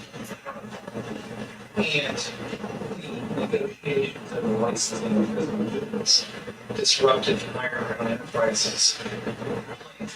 So what you get for me is secondhand information. I consulted with some of the big writers, but I was not involved in the actual module creation.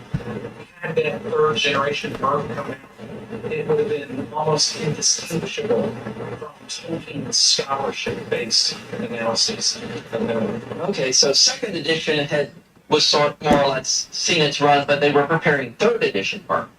Is sort of what you're saying. That was in the works, but they needed the license to release it. Right. There were two levels of thought there.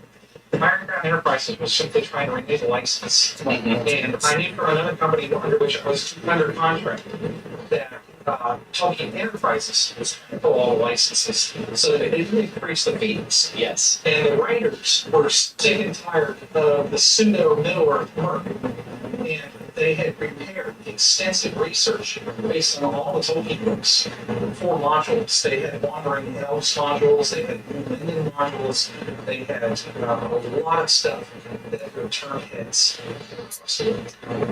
I can foresee one problem there, that the Tolkien Enterprises license derives specifically solely from the Lord of the Rings and the Hobbits. They actually had to renegotiate to use the names Alatar and Palantino. I mispronounced that, I'm afraid.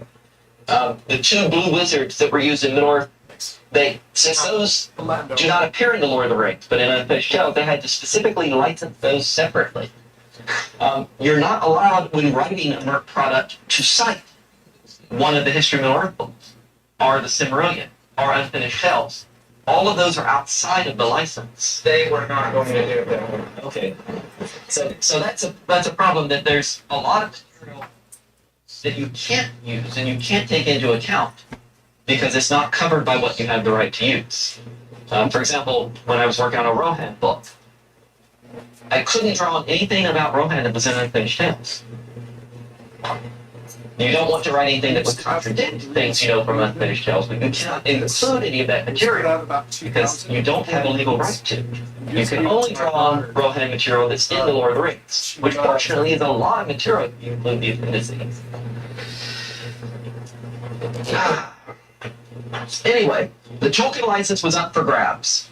Because of the Peter Jackson movies that were already in production, that raised the stakes. And that's when the second Tolkien role-playing game I was involved in began to take shape. By mid-2000, WotC was in serious negotiations for the license. This time around, I was scheduled to be one of the game's 3 writers, along with Rich Baker. By the way, his favorite Tolkien book is The Silmarillion, whereas many people it's The Hobbit or The Lord of the Rings. The Silmarillion for him is the one outstanding book. And Andy Collins, who has been with Wizards years before they bought TSR. Christian Moore, who was formerly the head of Last Unicorn Games, and at that point was the head of WotC South, was to head up the team. It was to come out as a 320-page hardcover rulebook, high production value, edited by Gwendolyn Kestrel, John Pickens, and Jeff Quick, scheduled for November 2001 release. So it would have come out just before the first Peter Jackson movie. We did a lot of discussion what form the game would take. I wanted it to be a D&D game world like Greyhawk, Forgotten Realms. The eventual consensus was it would be a standalone but D&D compatible game, a lot like the Wheel of Time games that Wizards released a year later. I haven't been able to locate any of my notes from the project, but I recall how we debated handling healing, whether it would be with clerics or without clerics, whether or not to allow player character spellcasters. I remember Rich Baker coming up with the Ranger Prestige class, Best of all, I remember Andy's truly awesome Nazgul template. If you look at 3rd edition D&D, the Ghost template, the various templates, he came up with a really outstanding way to make someone a Nazgul. What you gain when that happens. The old TSR game from '92, as I said, would have been D&D Lite. Because TSR management at that point was obsessed with entry-level games. They released a new entry-level game every year from 1991 to 1996, and they lost money on all but the first one. It was clear that the Wizards game was going to be a very good game. That's what made it so crushing when the license fell through. Second time I worked on a TSR Tolkien game, second time there's no license. The game doesn't come out. I was told by the person in charge of negotiating licenses that she had deliberately decided not to pursue the Tolkien license in order to let a rival game company have it. Otherwise, she argued, we would be open to charges of being a monopoly, since we had just acquired the Star Wars license. I thought that a silly explanation then. I think the same today. But this didn't say to a team that justified canceling one game by saying that while it would have made money, it would have made the wrong kind of money. Purple instead of green. They had a business plan. This game did not work in the business plan. It would sell. People would buy it. People would play it. It would make money. But it was the wrong kind of money. Because it didn't fit the plan. And you have to have a plan.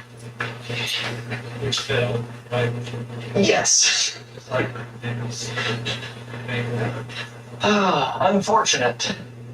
Looking back on it now, I think it's more likely that there was only so much money in the advertising budget. And that once they'd given it to George Lucas, there wasn't enough for the Tolkien license, especially considering how the film raised everybody's expectations. It probably raised the licensing fee. Also, there was the fact that the people in card R&D who would have made the Tolkien collectible card game were adamantly opposed. They would not do a Tolkien collectible card game. They never explained why, but they refused to do it in 1995. They refused to do it in 2000. So it would have only been half a license for the role-playing game. The card game license would have gone elsewhere, which would have complicated things. So the WotC executives said they were going to go with Star Wars rather than Tolkien. From my point of view, that's the wrong decision, because I am a Tolkien fan. The one good thing that came out of all this, the WotC Hasbro Tolkien Enterprises connection, was the appearance in the year 2000 by Hasbro UK of Rainer Knizitz's board game Lord of the Rings. Amazingly innovative, brilliant design. This gets my vote for the best Tolkien board game ever. I highly recommend this game. But it is still available. WotC had so little interest in this that Hasbro sub-licensed it to a different company. All the follow-up came out from Fantasy Flight rather than from Hasbro, rather than from WotC. Which is a pity. It's a really good game. So, WotC took a pass. The Tolkien license went to Decipher, who in the year 2000 produced their own, the Lord of the Rings role-playing game. Then, June, July 2001, I got caught up in the latest round of layoffs. I left Wizards of the Coast, the second of the 3 times a former that company had laid me off. Before the day was out, I had a verbal agreement with the folks at Decipher, which is where most of Christopher Moore's Last Unicorn team had gone when they left WotC at the time of the previous layoff, to work on their Tolkien role-playing game. So this is the happy ending. 3rd time lucky. I finally get to help write a Tolkien role-playing game that gets published. My contribution to this was the description of the game world, most of the first section of this book. There and back again, the realms of Middle-earth, which got reused as the booklet that appears inside the box set, Maps of Middle-earth. So that's 2002. Once again, though, rather than creating a rule system of Tolkien's world, Decipher decided to use their pre-existing house system, the Coda system that they created for playing Star Trek, for their Lord of the Rings game. So they're actually rules written for Star Trek that are used to run Tolkien role-playing. Very different universes, you would think. It would be hard to find a system that would work just as well for both. But, since their license came directly from New Line, they could not only got to use the era and characters from Lord of the Rings at the end of the Third Age, but the books are chock full of movie art. Most of their illustrations are stills from the films. Unfortunately, they are so dependent upon the films, and like a lot of media licensing, they had an approval process to go through. Meant that the releases lagged way behind the films. The Moria box set ideally should have come out at the end of 2001, at the time of the first movie, with the scenes of Moria. Or at least early 2002. It didn't come out till 2003. Until after the second movie was out and available on DVD, and people were getting excited about the third movie and the Gondor part of the story. The Rohan source book that I wrote roughly half of never came out at all. It became clear that Decipher's main interest lay, not unreasonably, in the real moneymaker, their own Lord of the Rings collectible card game. And once again, the role-playing game languished. Eventually, this is June 30th, 2007, according to Wikipedia, the source of all knowledge, which we can trust on all specific facts. People say that it's a crappy thing. Some people say that.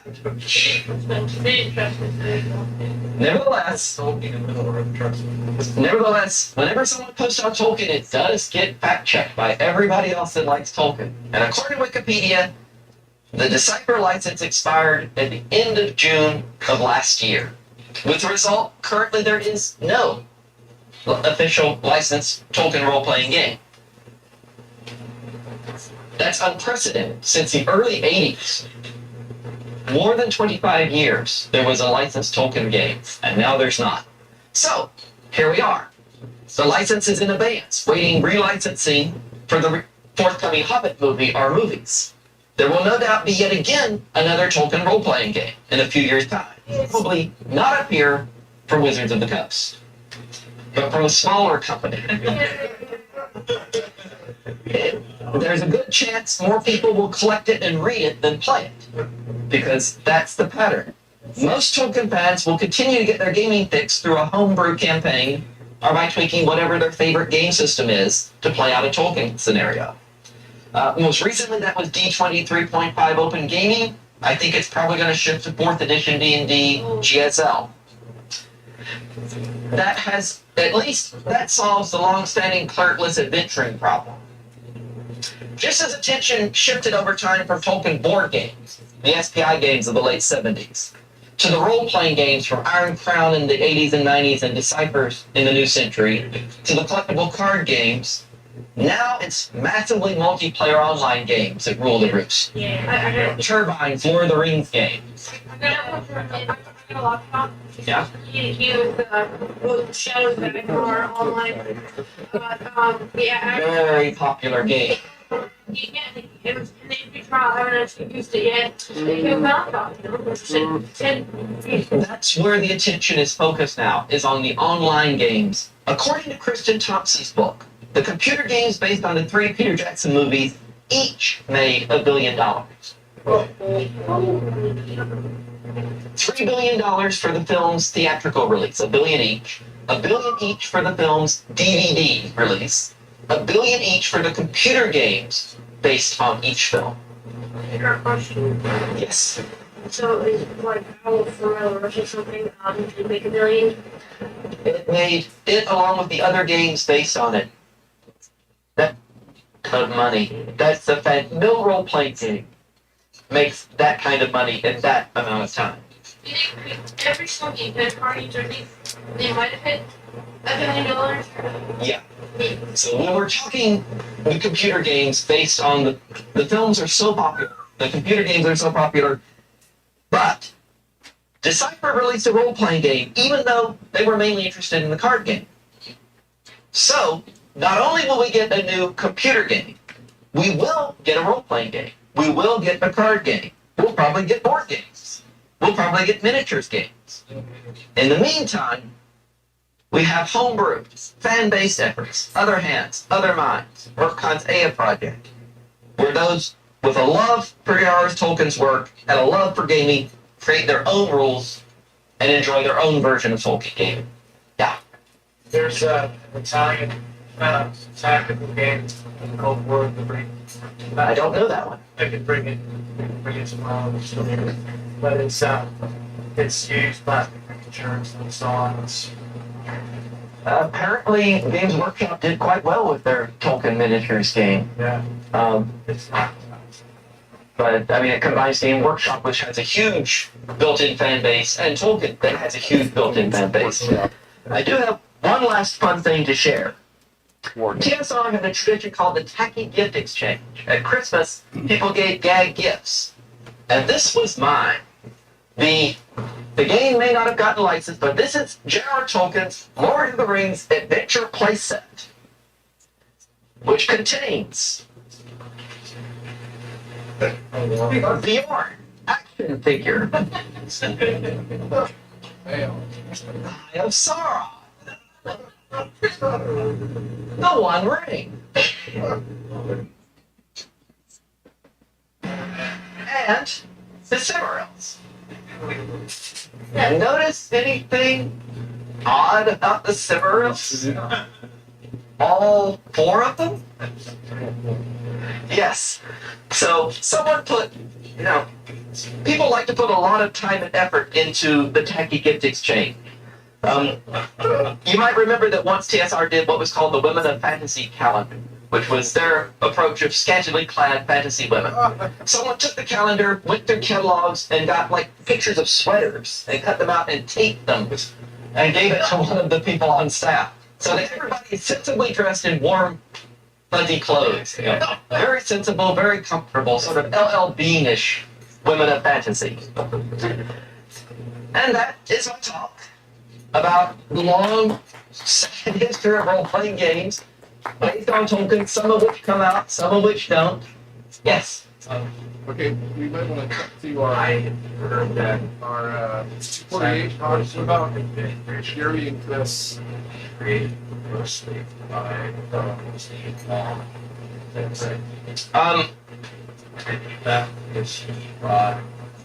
He took over Hero Games. Steve Long was in charge of the Tolkien. Yeah, we could maybe all on our own finish watching it. I have never seen this before. And you referenced it before, but now I really feel bad that I never went back. That was really interesting. Yeah. Yeah, no, you can go back to the old TolkienMoots and our special guests. We had some really awesome guests. Well worth going back through. If you go to TolkienMoot.com or .org, you can just go through all the videos there, or you go to youtube.com and search for TolkienMoot or MERPCon. Okay. So the first 5 years it was MERPCon, and then after that it was TolkienMoot. Okay. So lots of really interesting stuff. Yeah. Let's get some responses maybe from any reactions from Chris or Gary. Were you able to hear that okay? Yeah, I heard it okay. Right now I'm not hearing you guys very well, but How about now? Response in front of the Oh, mic. yeah, turn around, yes. Sorry, I was asking Gary what you thought about the video. okay, well, interesting because I'm not into video games or role-playing games or anything like that. So I just thought that there were certain items that stood out to me, and it had nothing to do with the games themselves. Number one, D&D is a fast master at avoiding copyrights. They say plagiarism is our friend. And I thought that the original idea for D&D, because I'm familiar with the original Conan and the movie itself with Arnold Schwarzenegger, which is good to run to on a treadmill because you got to see something where you don't have to think. And Tolkien was extremely interesting. And whoever the guy was talking about, I don't know exactly what his name began with a G. I guess. Before. Gary Gygax. I kind of said, no, there's nothing Tolkien about. Yeah, Gary Gygax. That thing. But they thought it might be because of his past life in Hollywood, where consumption of recreational pharmaceuticals are a thing. I know, I worked with a guy who was a scriptwriter for Chips, the TV series Chips. Oh. And yeah, he did okay until he got into the drug scene. Yep. At the end of his career in Hollywood, writing, cartoons, just like he said, ripped to the tits and whatever. But and then he went on and came out to Guam because his brother owned a business there and sent him to manage it, just him, whatever. But yeah, I thought those were the more interesting parts. Plus, I think Coop has left, probably he's running out of battery because he was on his phone. Oh. So, can Yeah, Chris. folks hear me? We can hear you. Can you hear us? Yeah, not very well, but I got a bunch of blank stares. So, Yeah, we heard you. We heard you the whole time. I'm on the other end of the room, but hopefully it's better there. okay, but like I said, I'm not a gamer. I'm Sure. just a fan of j.r.r. Tolkien. Yeah, no, but it is interesting to see the copyright issues and everything to do with that intellectual property and how that was handled, right? What they did with it and the billions and billions of dollars it became from the tiny little thing that it was in the 60s and 70s to billions and billions of dollars. Dan, you came in towards the end. But I understand what's at stake, but I thought it was kind of funny that, back in the old days when this was all started, they weren't as circumspect about it as they probably should have been. But it was America at the time. Well, I think this, I just want to put this out here and get your opinions so everybody can interact a little bit. Thank you, Gary. My thought is, when you want to create a game based on somebody else's creative ideas, it's going to have its own flavor, and that's normal. But there's a sense in which, just like Tolkien tried to find things that seemed to align in his world, like language with different cultures. I think it's interesting how when people try to create a role-playing game for Middle-earth, but using, say, a set of rules that was created for something else, didn't always succeed super well. And I will, I want to make sure everybody understands. So my bias is I'm more of a gaming purist. That's my excuse because I don't think I'm very competent like Daniel is. When you think about like when you think about how all of you guys have a lot more experience with Dungeons and Dragons or other types of role-playing games, but I know what I know, and that is my friend Hawk and I both were really interested in the literature, the work, the story behind that Tolkien wrote, and then that story, of course, inspires these different things. And games are fun, but what I've loved the most of all is where people do try to create new things sympathetically. And that's why I was just very glad that I got to be part of, not the first part, but kind of the second part of Hawk game testing, Cubicle 7, after John's talk here, I think literally Next year. next year, Cubicle 7 got the license Yeah. to resume a Lord of the Rings role-playing system, or actually, I think it was through Sophisticated Games, which then Right. kind of subcontracted that for Cubicle 7. And they did a pretty good job at it, and then it got taken back and given a free league. I'm just tremendously grateful, even though I know there's people out there like yourself, Gary, other people who might not role play as much, but for somebody who's mostly a book fan, finding a system that's pretty sympathetic and helps me or others who maybe entered the world through the movies to be able to get a feeling of that world, that background. I think D&D is a lot of fun. Yes. But part of its fun, I think, is that it's kind of vanilla. You can make it into whatever. It can go all sorts of ways. It's kind of a Baskin Robbins version. And I feel like I'm just saying that I think the One Ring to me is like Haagen-Dazs. It's like expensive, but specialized and did a really great job. So I've enjoyed kind of how they've done it, but they've also made a 5th edition friendly version. So just kind of to take the talk and kind of take it to the next level. It's interesting to go back to 2008, 16 years ago, Yeah.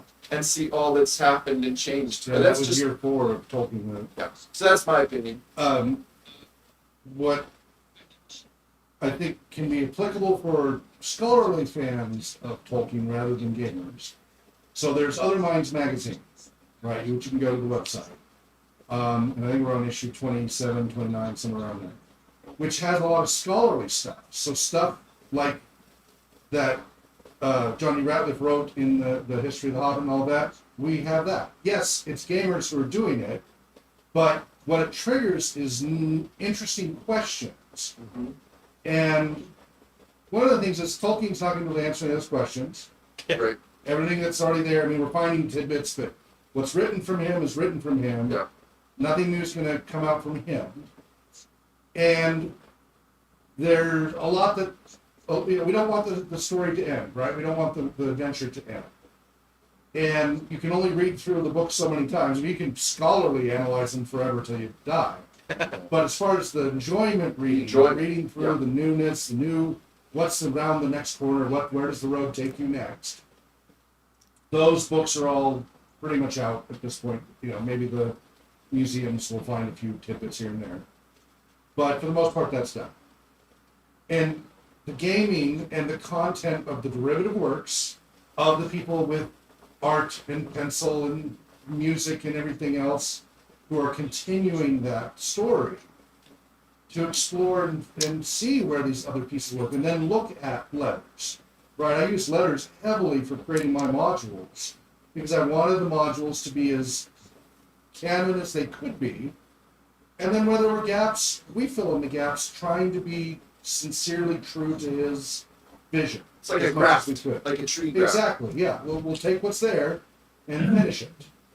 And so we get to keep exploring new vistas of his, imaginarium. And so that gets to continue. And we find new things that then bring us back to the books with a whole new perspective. Some of the early issues of Other Minds magazine was the economic systems, understanding how trade and food and all of that worked. It's mentioned here and there, and he talks about it further, but only through gaming did it really get solidified and codified. Well, that's what George.R.R. Martin complained about, right? He's like, well, there's no clear tax system in Middle Earth, and complain. Yeah. So, but anyway, so that's where it's helping keep the scholarly energy for new generations again and again and again and again. You heard all the kids in there. Some of them were my kids before the voice changed. It keeps their interest, and whether it comes in through a video game or a board game or a card game, VR game, whatever, then it gets them. Sometimes it's less and less, but sometimes they actually pick up a book. They actually want to read the book. Yeah. It triggers that, the movies, etc. And so it's good to have that holistic multimedia Yeah. experience. Yeah. So and when $1 billion is made in another media, it encourages bad things and good things. Yeah. Anybody else's thoughts on the video? Please. Oh, well, of course, I thought it was a very interesting talk. There's so much I didn't know about Tolkien and history of role-playing games. And, I didn't really know that John Ratliff was a gamer. I thought he was just a run-of-the-mill Tolkien scholar Yeah. who wrote those books. Exactly. He Yes. was a gamer who did this amazing history of the Hobbit. Yes. And of course, I think a lot of us have talked ad nauseum about the history of Tolkien-related lawsuits and copyright issues. But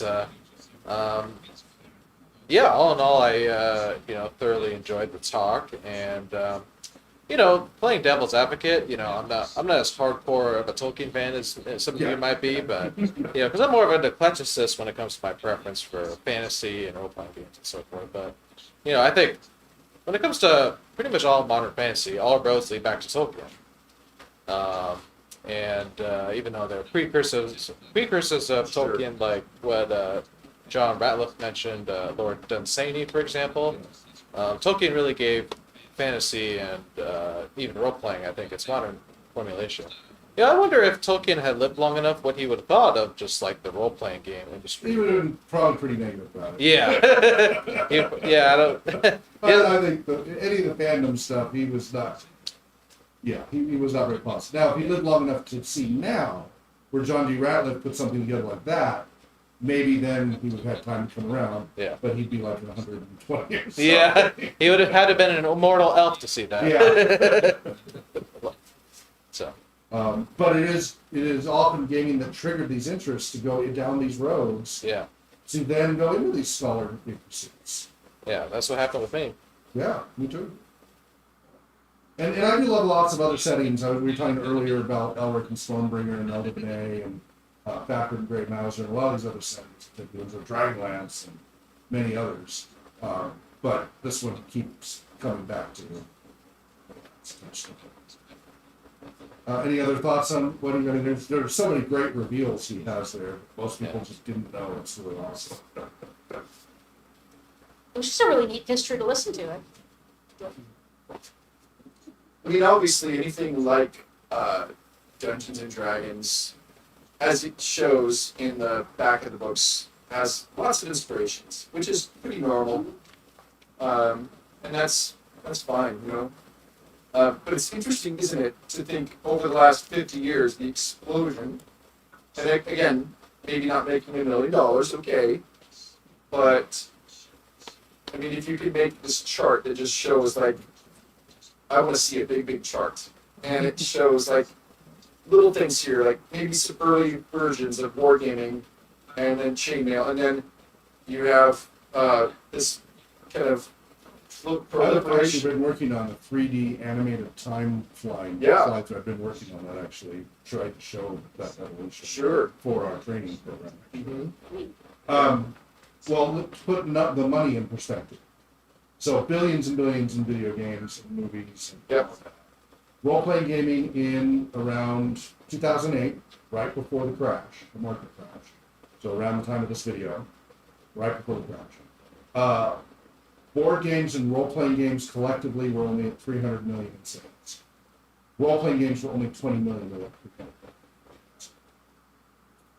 After the crash, video games were over 17 billion. Of course. That's in US dollars. Yeah. But it was a big number. After the crash, between 2008 and 2016, video games actually dropped 2 billion.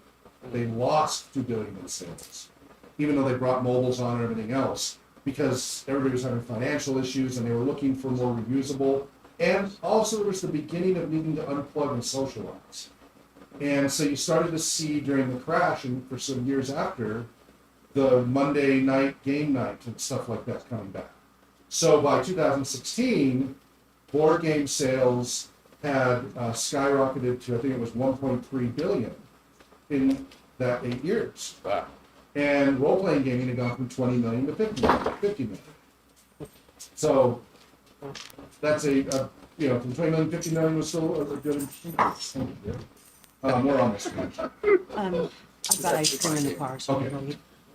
Alicia's? Sorry to interrupt, guys. You don't know? Downstairs by the desk. Are they downstairs? So then the video game market started to recover after 2016 because the economy started to recover. But as of last year, board game sales were over 3 billion. And for the first time, role-playing gaming broke 100 million. Really? When was that? Last year. Okay, so that's a positive sign then. Exactly. It's you want to see the graph of it ramping up. It really, really has. Now, video games have recovered. Yes. I missed the last minute what you're saying, but I wanted to ask: is that contributable? You were talking earlier about the kind of the Great Recession, so to speak, in the 2008, 2009. What about COVID-19? Was that what you're? Are we seeing that? We saw a slump in board games during that, obviously. Because I would think it would go up. But no, not in board games, because it's social. Well. Video games went up. But families. There were pockets. There were places they saw. The main thing is they thought they would crash. They didn't crash. And they have continued to have like 20-30% growth. Okay. So it slowed down, but it continued to grow. Yes. The hockey thing surprises me because I know that online video games are such a huge segment. And one of the reasons that computer manufacturers upgrade all the time, it's a double-edged sword because they get the customers to, upgrade their hardware all the time. Yeah. I would think that would have taken off. I lost 2 dive partners to that. I look at that. And board games would not be as popular, but I guess I'm wrong on that. Yeah, no, video games recovered after 2016. They started to grow again, so they're booming again. And COVID, they got even bigger for a while. Yeah. And then there's been a little bit of a backlash because people needed to unplug. But it averaged out to still just steady growth in both industries since 2016. These online games pretty much set the tone for the improvements in computers. Mm-hmm. Yeah, you need more hardware for your PC to play the games, or your console to play the new games. Yeah, But that's the trap. It's expensive. That's why the board games have grown. Is because they're more reusable, a lot more affordable. You don't have to pay $60, a game, or go ahead. Yeah, just before we kind of bring things to a kind of a conclusion here pretty soon, I just wanted to bring up. So this is the paper or the hardback copy of the Moria module, the second edition of the One Ring role-playing system, and so it's got this beautiful book, of course, that takes you through that particular campaign. It did have already in the PDF version their own map of Moria, showing the western part, which is where the company comes through after the Watch in the Water. They come through this part, and then they end up in the older part, which is actually the Dwareldelf of Khazad-dûm. And then they come out here. This is the crack or the bridge where Gandalf falls. But this was just wonderfully unexpected.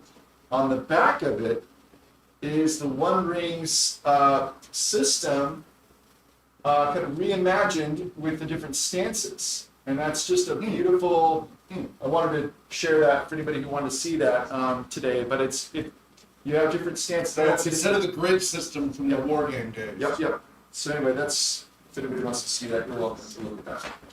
Very cool. Yep. But should we talk soon about next month? Yeah, let's do that. And thank you, Hawk, for getting that video going for us.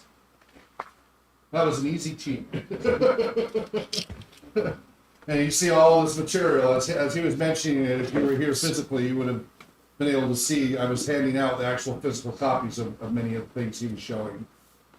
So, a plethora. All right, so the next Tolkien Society meeting, my Ea Tolkien Society, would be the 10th of August. I might have to be remote for that, but John is here Okay. to let people in. He's got his group going. Should we just join by Jitsi? That might be easiest. Well, then who's going to broadcast? That's a solid point. And Dan, you know how to do the broadcast, right? Mm-hmm. Oh, you don't anymore? I do. Can't any person run it from they start opening and we just do it online?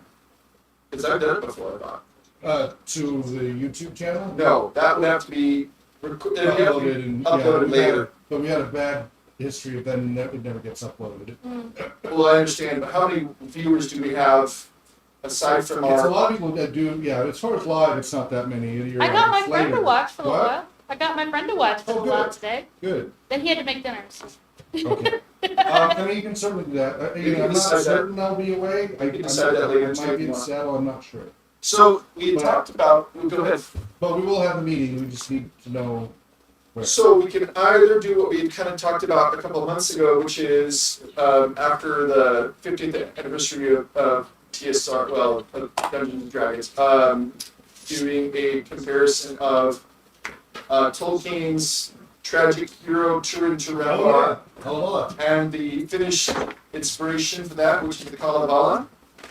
And kind of doing something we did, I don't know, about a dozen years ago? At least a dozen. Maybe 15 years ago. So yeah, so next month we could do that. Yeah, that'd be great. Yeah. Yeah. Yeah, we could do that. comparing like specifically Clerigo to Turin. Turambar. And Vainamoinen Yeah. to Gandalf. Yes. Yeah. Yeah. No, that I think that's great because we're going straight to the stuff that Tolkien was referencing, and then seeing how he rewrote them, and because like as you'll see, the characters are not as sympathetic as Tolkien makes them. It's amazing the difference. So. I like that. How do you guys feel about that? Other topics you'd rather see, or? Yeah, Gary, what are your thoughts? Well, yeah, I mean, we've been talking about Colorado since at least March. Yeah. Let's get it done, right? Yes, the Colorado. Okay. So, yeah, that's a good thing to look at, Cool. and I think in September they have, what is it, the Middle Earth series on Prime, it starts up again, Yeah. well, that'll be September. Okay. The Kalevala thing takes multiple. It's a good thing to do. The Kalevala thing takes multiple sessions. It's not something we can do in one session. It'll be like some of the other arcs we did. And I think we should just take as long as we need to with it, instead of a predetermined number, Sure.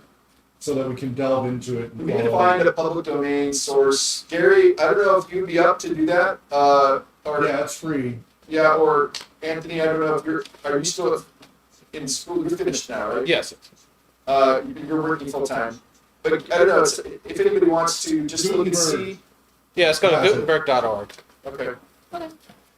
So we'll get, I'll get an email out to everybody reminding us of the date and a good source for that. Yes. So we can maybe take a reasonable chunk and then read it, discuss it, and say where do we see connections to Tolkien's work and the Finnish influence on? Yeah. Finnish So influence you're on looking for an open source on that? what's that? You're looking for an open source? Yeah, just any kind of online public domain, so that people don't have to buy it. It's if you want, as far as Kalevala, you can go to Project Gutenberg on gutenberg.org. Yes. There might be other It ones. says the 1800s versions are open source. It depends on how. And I think Open Library probably has. Yeah. That's true. Well, there's like, there's 22 different options. Well, of course, we should read it in the original Finnish, right? Yeah. That's an option. I'm sure Tolkien would The original Klingon. suggest that. Yes. My Finnish is rusty. I know. Suomi, Ule. I think it'd be funny if you were Sisu. Finnish That's the only word I know. reading Lord of the Rings in Finnish. Oh. But some of the Elvish names are actually Right, inspired by the Finnish. Quenya, Yeah, yeah, yeah, exactly. Yeah, it It's forms so bad. pronunciation. This is beside the point, but Finnish is a unique language as far as I know. Mhm. And at one time it was lumped in with Altaic languages, which is like Korean and Japanese. Yeah. But, I don't think so anymore, but it's not Germanic. Like- No, not at all, yeah. I think it's It has Uraltic. come- What? I think it's Uraltic. Yes, yeah, Yeah. they're all, yeah, exactly. Hungarian and Finnish are both. As a reminder, my dad's side of the family was Finnish, so My stepdad was their original name was like Haiku or something like that, I forget, but they of course changed their name when they become the country. All right, well, that sounds like a plan, that's great, look forward to it, so we've gathered up kind of all the resources and we'll have a great discussion about that. Thank you all so very much. We had our little mini, uber mini TolkienMoot. Micro-moot. And we'll see you the second Saturday of August from 1 to 3 p.m. Pacific time. TolkienScholars.org is the website. Yes, I know the SSL certificate needs to be updated. I'll fix that. You can still say accepted, it's safe. It's just like an updated server. And we're on Twitter at Tolkien Scholars, and we're at youtube.com/Tolkien Scholars. And then if you want to see all the videos like John D. Ratliff does all in one place, you go to TolkienMoot.org, and we've got scores and scores of videos spanning since 2005, starting with Professor Chris Seaman, who was the editor for Merck, but also has a Tolkien Music Studies site and is a Tolkien scholar as well. And then Michael Martinez in the following years, and we've been really fortunate to have some great scholars come to Tolkien over the years. And I think that's maybe the silver lining to not having Moot this year is it's kind of reminding us to go back, listen to some of these really excellent talks by Ratliff and Seaman and Martinez, and let's have a look at some of those great resources. Great. So, okay. All right, wherever you may be well. Namadie. Namadie! Nobody, I just realized that